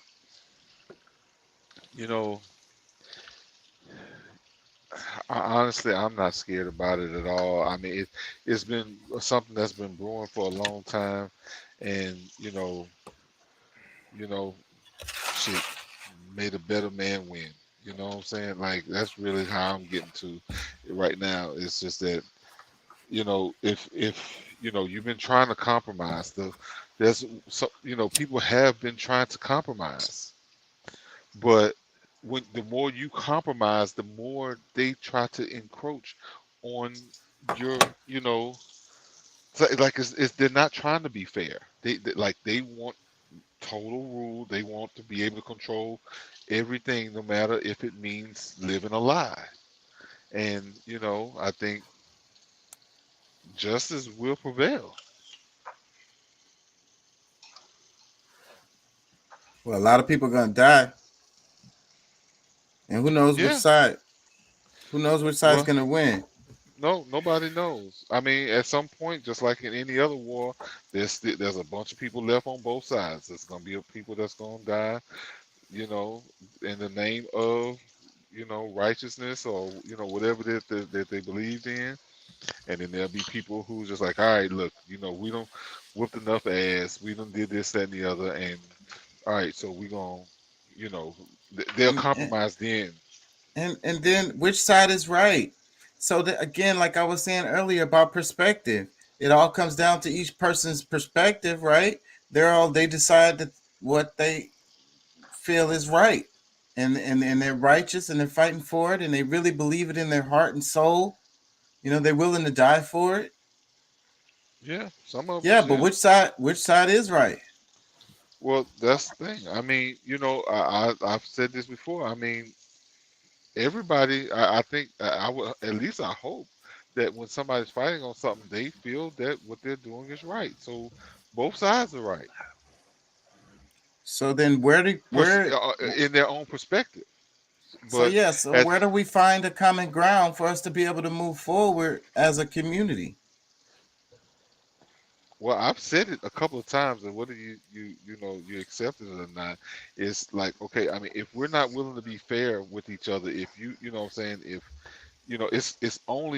it's like people, because of their actions is almost asking for war, because they're not willing to, like, they only want it their way, and the other people's feelings doesn't matter. And the ones who's getting trampled on is like, all right, you know what, enough is enough. Like, they the ones that get demonized because they're the ones that's like, look, no, it's ass whooping time now. You know what I'm saying? Like, I mean, the aggressor just sits back. He's doing whatever he's doing because he's supposed to have the right to do it.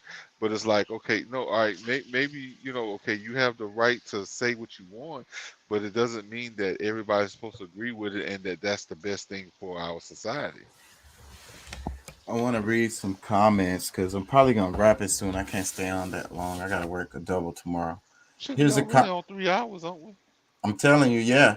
Let me read some more. It says, part of it is fueled. This is a comment underneath the video. It says, part of it is fueled from online toxicity. On social media, it's so easy to post something vile or misinformation and face no negative social repercussions whatsoever. I think I read that one.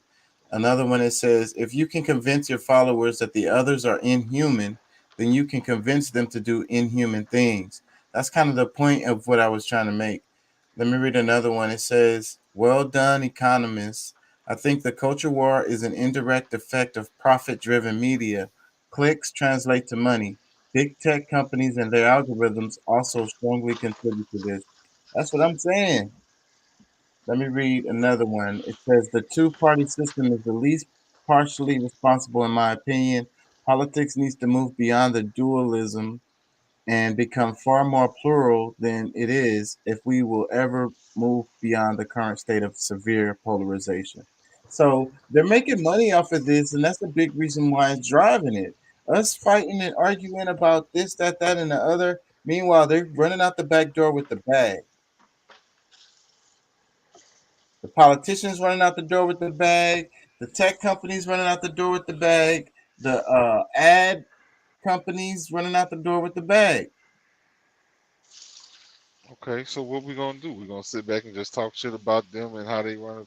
We gonna, like, I mean, my thing is, like, what we gonna do? Like, I mean, if we sparking a conversation about what, because I'm assuming you're asking the question because you want to be able to move in a positive direction. Right.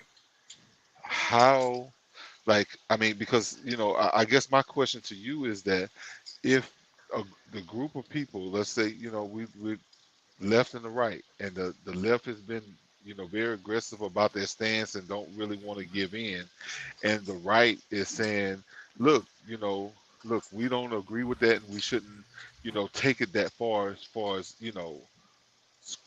teaching it in schools and this and that, and whatever the conversation. Like, look, let's scale it back some. Like, look, I respect you and what you're doing, but does it have to be, do you have to take it this far? And they're like, yeah, and really I should be taking it farther. What kind of, But I don't think that's what's happening. I think that the media is giving this perception of that happening because they benefit, especially the like I say, the tech companies, the politicians. They're benefiting from blowing this thing up more, way bigger than it is. Okay, if that is true. Okay, I already said that would be genius and diabolical at the same time. Okay, so what do we do? Because I mean, we can keep looking at the different angles of where the problem is, but what do we do? First off, we can't believe what they're telling us in the media. Let's go by our personal. Deuce gave his testimony about his experience related to to it. You have personal experiences. So why do we let the media tell us that what is happening right in front of us is not true, and that it's actually this whole big orchestrated thing that's going on that you don't really see other than on TV or whatever the hell, like the clips. That's because your experience is different than others. Because see, what you don't see, other people are seeing. And that's the part that I had to realize within this conversation, is that, you know, your experience, it hasn't realized to you just yet. Because I mean, if we continue at this rate, the way it's been going, I mean, it's gonna be undeniable at some point for anyone. But I have to remind myself that, you know what I'm seeing, everybody else don't see. You know, your fight for it is more relaxed because, you know, your focus is more on finances. I'm thinking, I'm saying there's you see that more than you see other things. You know, you see the media, in which, like I said, I'm not gonna shit on you and say that that's not what's happening, because it potentially is. It most likely is, but at the same time, it's not just that. Please don't forget that it's not just a media ploy. What I'm saying is, it's used to become bigger than what it is, so that we can't focus on the things that we need to fix. Like I say, the big issues that we need to fix, like healthcare, you know. But instead, we're arguing about this, which is a much smaller thing. No, it's much big. I mean, to you, it's no big thing, because, you know, maybe you're more accepting to it, but don't shit on the people who thinks it is a big thing. That's where the anger comes from. Belittling what people believe, how they feel. Like one side doesn't matter over the other. It's because the reason why is, I feel like it's not a comparison, because it's a cultural thing. It's like one person having an issue with some other, another culture, or they feel like a culture is infringing on their culture, and I get that. But you're feeding into the fact that heterosexuals are bullies. But regardless of what culture they're in, they're all affected by having to go to the hospital. They're all affected by the price of the meat at the grocery store.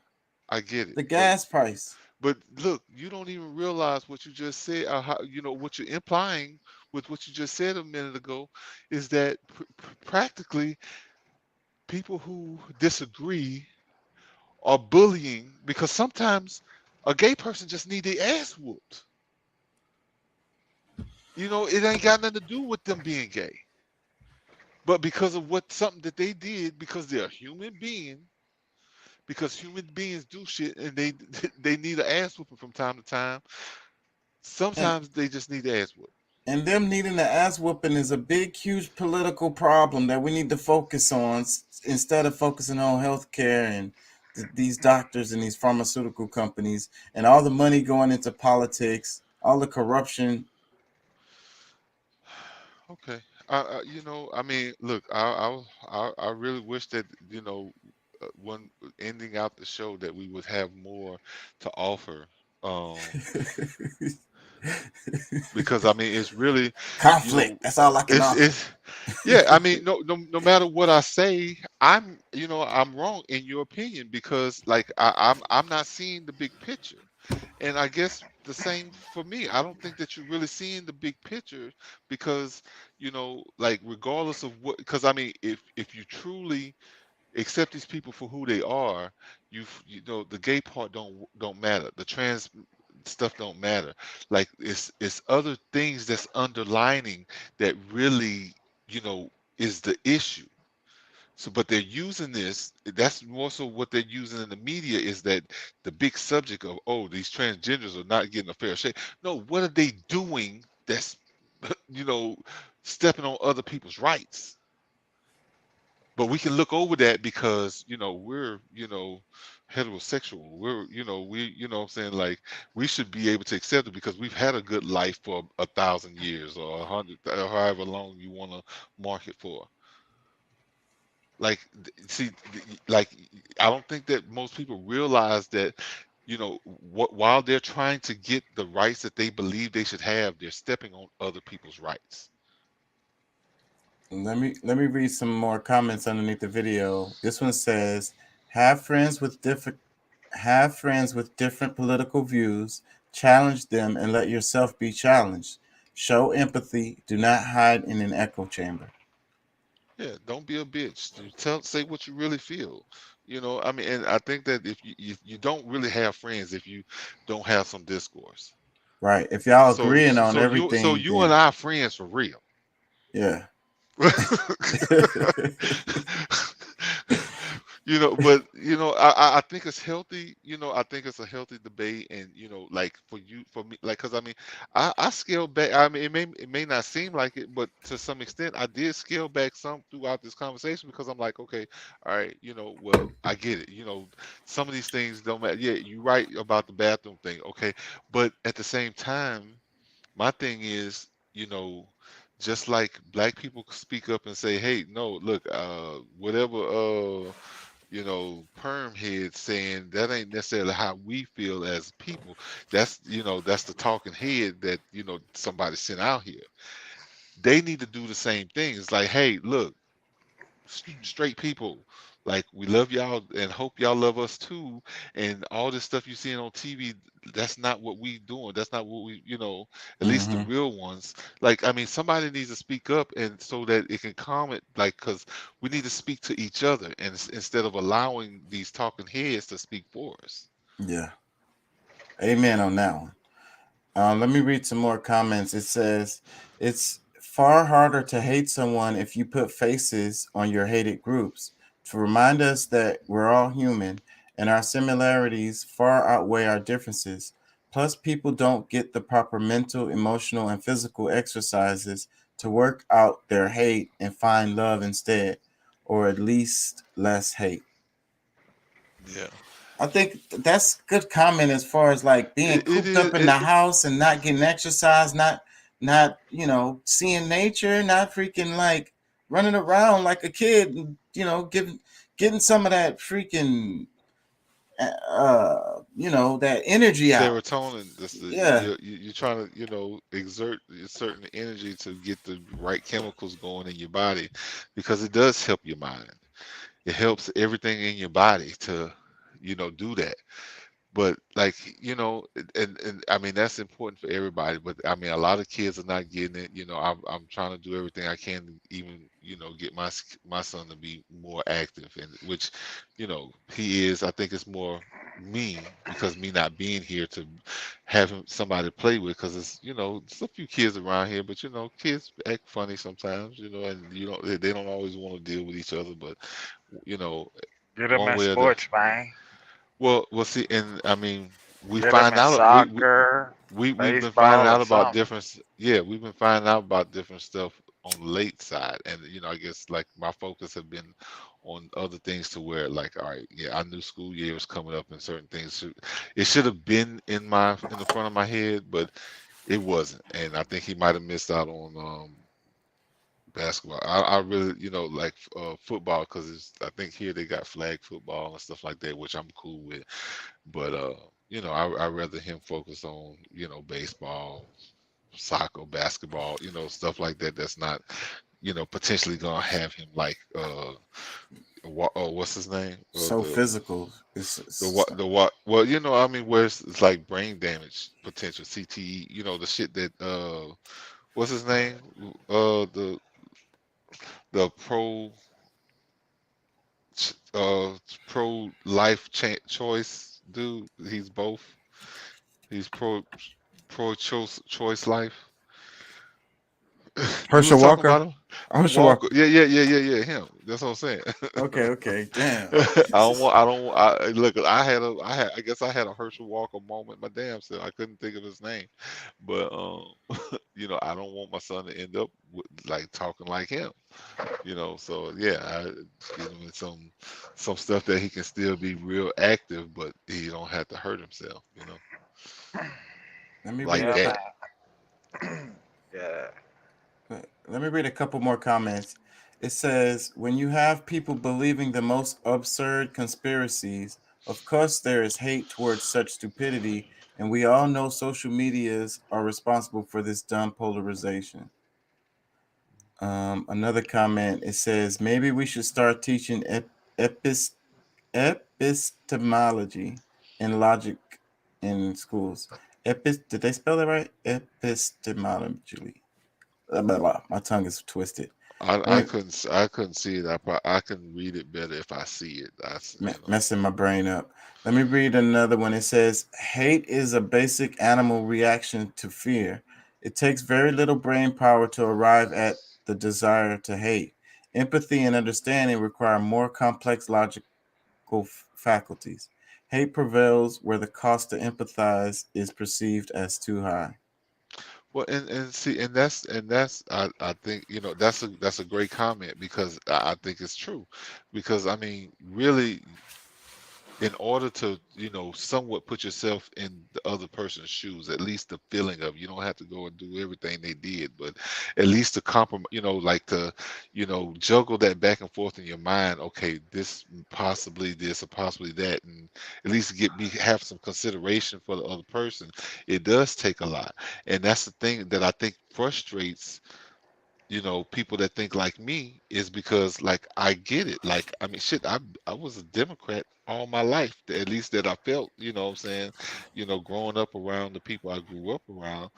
But, you know, as an adult, my mind changed about a lot of stuff, because it's like, you know, there's give and take, and you know, you gotta, you know, like, you gotta look at you gotta have some foresight of what, you know, doing certain things will do to yourself and others around you, you know, if you make this you know, a permanent thing.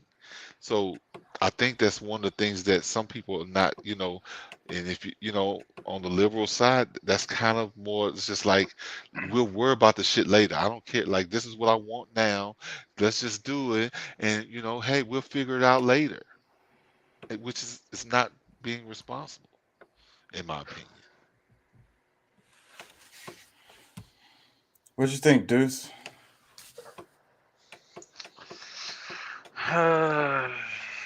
Man,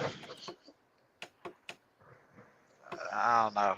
Honestly, bro, we're tackling a really tough one today, because it's like, you know, yeah, go ahead. I feel like I say, you know, the way that this thing initially started out, you know, it totally went left, and like they said in the video, you got, you know, you got opportunists, you know, politicians that harp on this shit and make that the forefront of their deal to gain popularity and to gain votes, you know, and it's these people that are continuing to push this, you know, and putting it out there, you know, and making it to where people are fighting against it, because at the end of the day, you know, people have their core beliefs and what they feel is right and what they feel isn't right, you know, and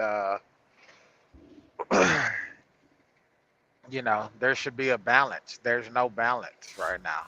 You know, everything just seems one-sided from the perspective of, you know, people like myself or Pat or whoever else that believes the way that, hey, you know, just be you, you know, why are you forcing this shit on us, you know? And then I think also, man, you know, I know you say that these are the topics that keep us from fighting and focusing on the real issues at hand. But you know what's another big issue? Because of these type of things that are being thrown around in our society, we're looked at as a joke, you know, in other places in the world. You know what I'm saying? Like, the respect for the United States is gone out the fucking window, bro. You know, places like Russia and China and other places like that, even though they may have these type of things that go on in their country, but that shit is not allowed. Like, you know, and it's like, you know, that right there will cause us to lose out. You know, I don't know if you guys have heard, but OPEC has just announced, that they're looking at cutting about 2 million barrels of oil per day, which is gonna cause the United States, because we're not getting that imported oil anymore from Russia and all of these places. Biden is talking about using 10 million barrels of our reserve. We may not feel it this year, And but the whole going reason into why next year, OPEC is doing we're it is gonna because feel this shit. their profits. They felt like their profits wasn't high enough. They had this huge spike in profits over the last year, 2 years, or whatever it was, and they wanted to maintain that shit. So they're gonna constrict the fucking shit so they can raise the damn prices of that shit. It's fucking What shady. we should focus more on, bro. You know, you can, and I'm not saying that I have all the answers. You know, we need to focus on that type of shit, and we need to focus on bringing everything that we've outsourced back to America. Bring this shit back. You know, regain our economy. You know what I'm saying? But yeah, bro, I feel like, you know, that's just my beliefs on that whole situation, bro. I feel like it demoralizes us in other parts of the world, and we're looked at as a joke, you know, and that's how that type of shit is, you know, is allowed to happen, you know. So I feel like that's also a big issue, you know. While I'm pointing the finger,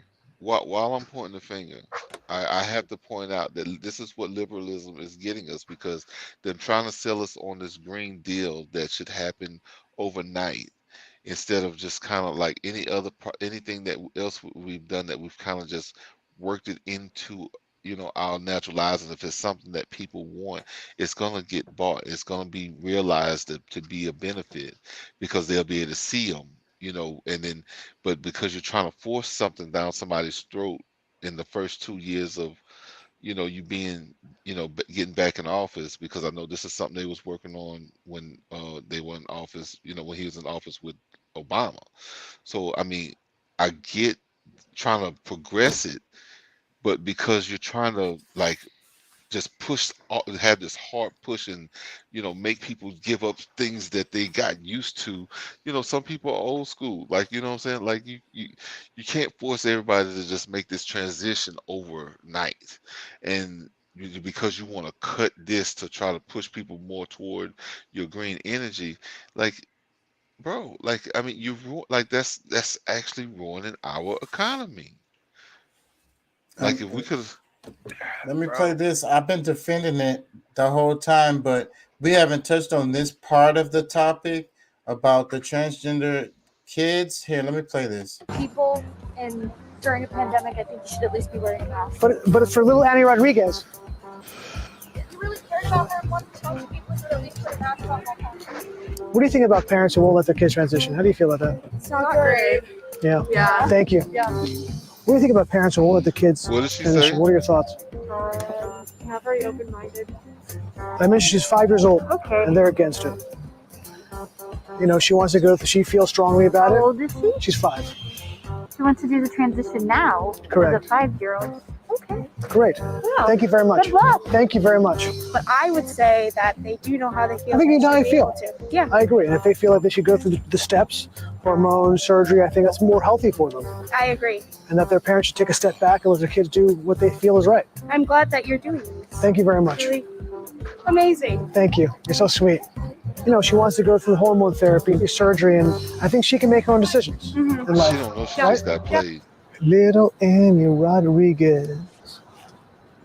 Little Annie Rodriguez. Go through hormone therapy and surgery and become who she is. Okay. Thank you very much for support. She wants to take hormone therapy. She wants to. Y'all get it. Y'all get it. Yeah, he was trolling these people. So, but yeah, that's what I was gonna say though. We didn't talk about this. I think talk about A Bridge Too Far. This is the one right here, without a doubt. Like, and then it seems like it's crazy because he's saying like, okay, so the kid is saying I want to go through transgender surgery or whatever, and my parents are not with it. So y'all want to sign this petition to help that kid do what they want to do over what their parents want. And He should have had a cup and take some money too. And so But the flip side of that is the parents who are saying that their kid wants to be a transgender, and then they start giving them the hormones and preparing them for freaking. See, but and I'm gonna tell you, I just gotta jump in there because I don't believe that the kid initiated that. Yeah, I believe a parent that is okay with it has probably been pushing them, or implanting those thoughts in their head to where they feel like, in order to be accepted by mom, this is what I need to do, or dad, whoever's trying to. That part does bother me because you're taking them, you're mind fucking this kid, and probably. Oh man, yeah, that's pretty crazy. So I think that. Well, I mean, at least it's their own kid. I mean, why is it okay for others to go, gallivanting through the world and to schools and being able to teach kids? I mean, it should be better that the parent is doing it than some stranger, right? A stranger is finna turn your kid from a girl to a boy. Well, no, I'm just saying implanting this information that might steer their thinking. I think I'm trolling you. I'm trolling you, bro. There should be laws that if they are too young, I mean, like they haven't even went through adolescence, and I don't agree with that. We'll see. At 5 years old, this kid is mimicking. This kid is playing around at 5. Like, bro, I remember when my son was 2, 3, 4, 5 years old. He see his big sister putting on these shoes, and he see the shoes sitting there. He go try them on, and Daddy, look, and I have to tell him, no, those are girl shoes. You don't put those on. Those are not for you. Those are for your sister. Those are girls. Like, these are things. So maybe the parents saw this kid, exhibiting this kind of behavior, and it's like, instead of correcting it, they're like, oh, he's gonna be a girl. He wants to be a girl. Look at him. Isn't he so cute? Like, bro, man, that kind of. Honestly, I think that should be. I think that should be considered child abuse. But there's this show that used to come on, bro, on TLC. I remember this shit. This show used to come on. I want to say they were like in Colorado or some shit like that.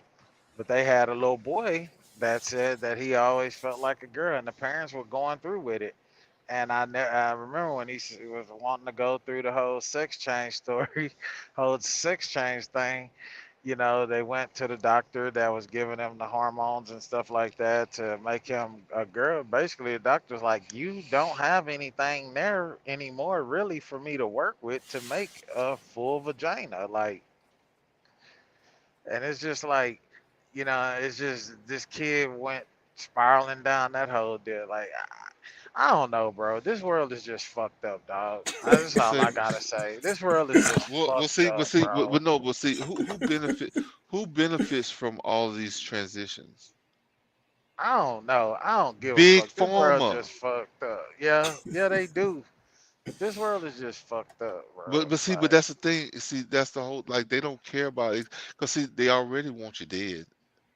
You know what I'm saying? Like, and if this is another way they can do it, they can, they can give these hormone blockers that they can make the money selling these things to the parents, But you know why their this shit is kids, so? and You know why this shit is so acceptable, bro? Because people have gotten so far outside of the realm of traditional sex and got into this whole fetish and this weird fucking shit, dog. That all of this shit is fucking acceptable nowadays.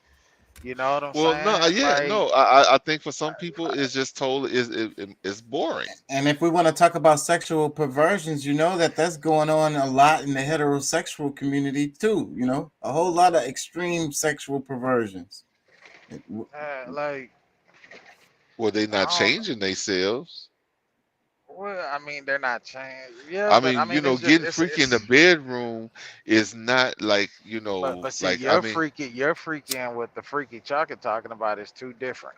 Yes. Because you got motherfuckers that's on some other shit. You got motherfuckers that want to eat their wife out and have somebody sticking them in the ass while they eating their wife out for an erection, for orgasm. Like, the shit goes. You would that give deep, that bro. visual. Oh my God!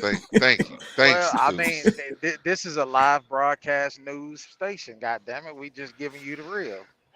That's just what, and that's what I'm saying though, bro. Okay, Because well, I'm an people's adult. I fantasies understand. and the shit There's that they are willing to go, the extremes that they're willing to go to in their sexual life has made all of these things that we as heterosexual people are fighting against. That is what made this shit so acceptable. You know what I'm saying? Where you got a married woman, a married couple that's willing to do a threesome on a man, and her husband is like doing the same. Like, dog, the perversion and this whole fetish or wanting to try this type of shit, like, is what's making this shit acceptable, and it's fucking the What, world up, bro. but see, but that's my thing with liberalism. Like like nothing. There's never too much. Is I it don't like? know if it's liberalism, bro. It's just, I just feel like it's Do you know the people. definition of it? Well, I'm just saying. Well, no, not really. I don't. I mean, I feel like it's more so people, bro. Like people and they own fucked up fantasies and fetishes that they have Well, within, bro. but Like, see, I mean, when you talk about liberalism, it's not just like people look at it just as a political thing. No, that's becomes of what people are really. They fight for the things that, like, they want the ability to be excessive. You know what I'm saying? Like, and make it okay. yeah, Like, give yeah. excuses for why it's okay to I spend got money that you don't have. You know. Yeah, like motherfuckers that want to be that say they're a heterosexual male, but don't mind fucking a dude. Got you. He's Like, liberal Thanks, with his Deuce. sex. He's liberal with his sexuality. Yeah. yeah, exactly. Okay. And that's what's making this shit so acceptable in this current day. That's why all of the shit that they're asking for is going through, bro.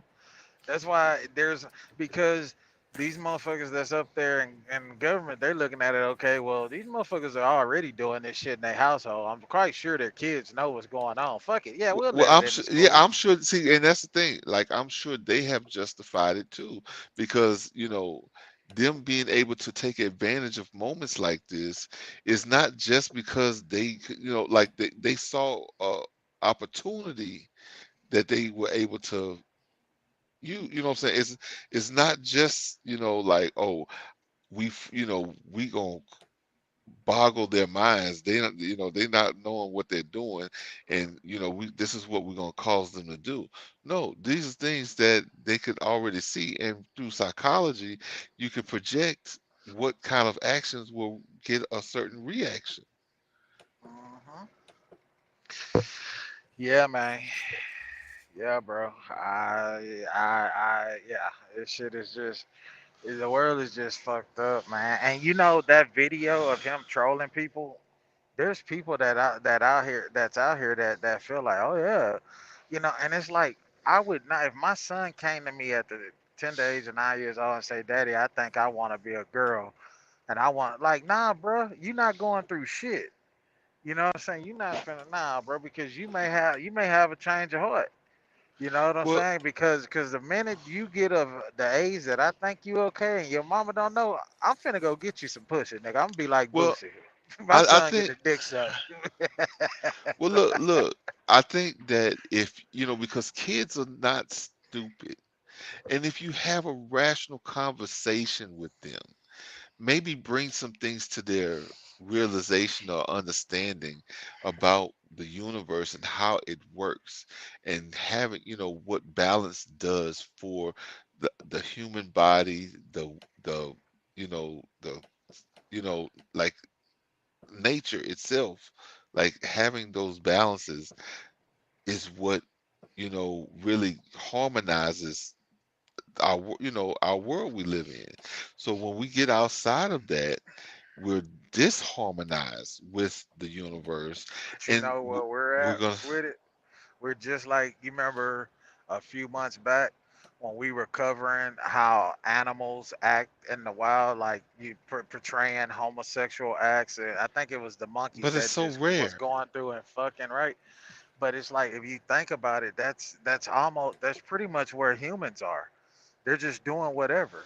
you know, like, oh, this shit here seem cool, like, you know, and it's like that shit is not, bro. Like I'm telling you, like I may be wrong, and hey, if I'm wrong, I stand to be correct. how much? See, but we got to also consider, like these monkeys that you see doing this, they've been in care of humans, and the type of you know, the type of studies that they're doing on these animals, like I think this is what has been embedded in them by us, because naturally they're not like they're not gonna behave like that.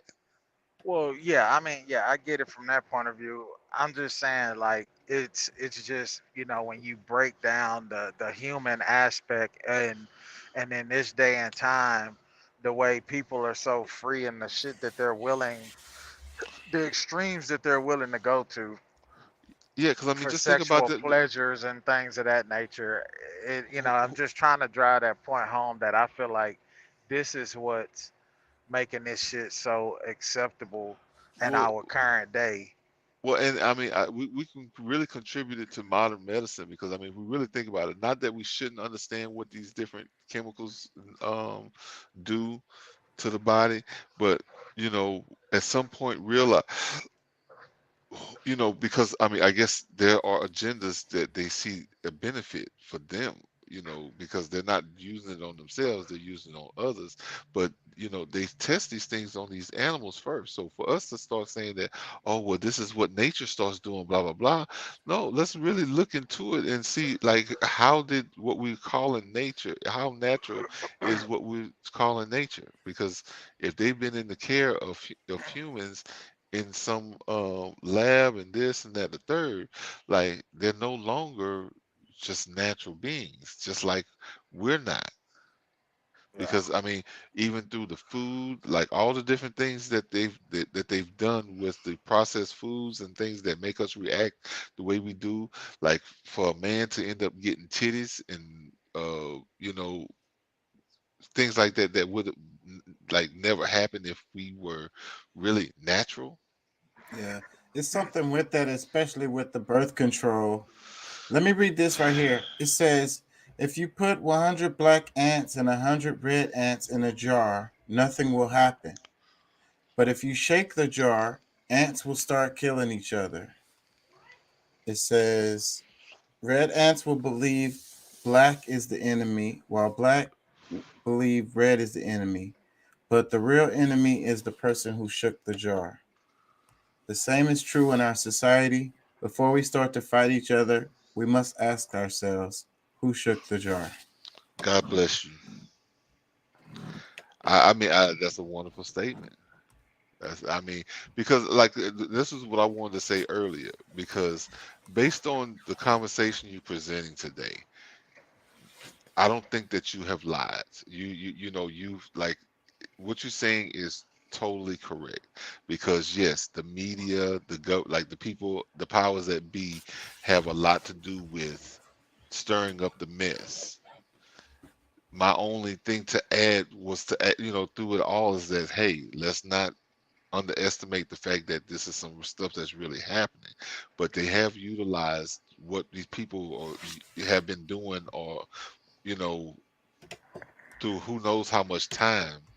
Because I mean, I've been knowing about drag shows, you know, drag stuff for, you know, men dressing up in women clothing for decades for sure. But to this extent, for what the conversation to get to where it is, a whole system that's being built into the government now, like a whole new group of people that's in the system that everybody's, you know, promoted and glamorized or fought for, except for the heterosexual, which is, you know, I feel like it's a direct, you know, fight. Like it's something that like they're directly, you know, leaving us out for a reason. You know what I'm saying? So it's the government has a big hand in that, because a lot, you know, we've had this discussion before. I don't believe that any of like LGBT needs to exist, because if we're talking about human Human rights.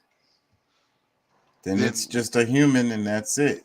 Yeah, what they and if we're free, like, you know, you can go and do what you want, but like I said, you know, don't be, you know, I'm not gonna be with my girl, my wife or whatever, kissing in the middle of the mall where children are seeing or me, you know, doing some kind of, you know, weird act out in public, because it could be offensive to a child or even another adult. Like, I mean, I think that what we're talking about is perversions, like we said a few minutes ago, and regardless of they're LGBTQ or heterosexual, if they're displaying these sexual perversions in a way that's offensive, right? So that's the problem that people have with it.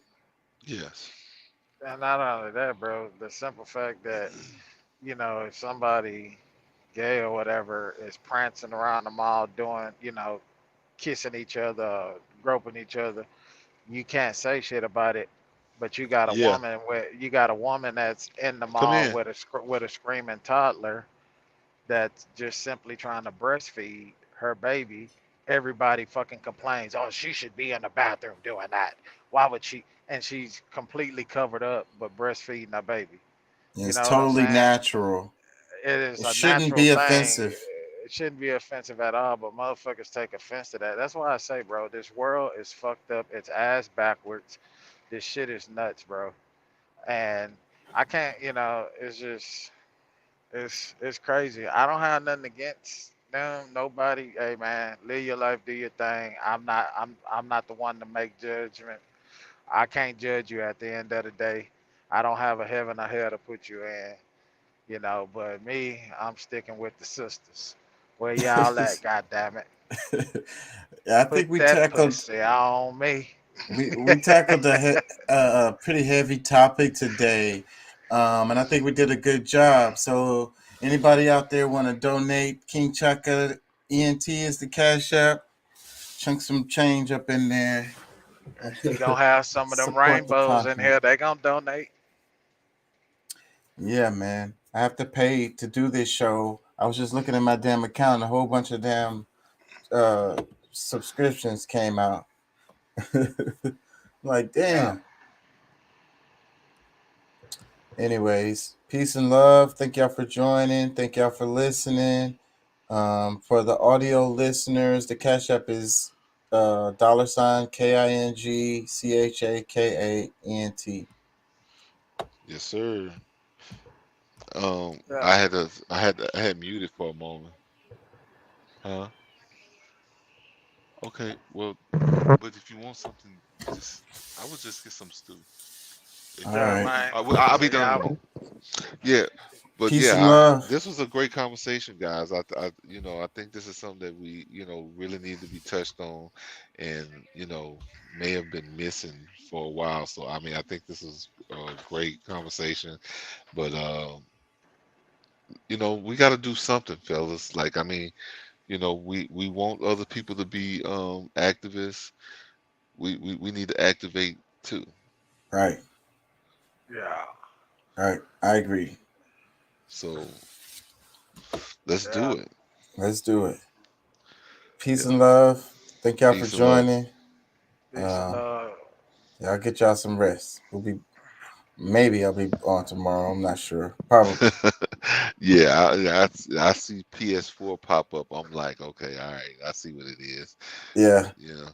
Screw Pat. I don't want to hear what Pat got to say tonight. Nah, I'll be too tired. It take a lot to do this. I have to set all this shit up. I'm finna tear all this shit down right now and try to give me some rest because I work a double tomorrow. Okay, man. Well, that's cool, bro. It's all good. I'm gonna be traveling. I actually be in Houston tomorrow, so you know. Well, you want a double? I don't know if I'll have time or not. Yeah, I'll be there all day. All right, y'all. Peace and love. Y'all get some rest, bro.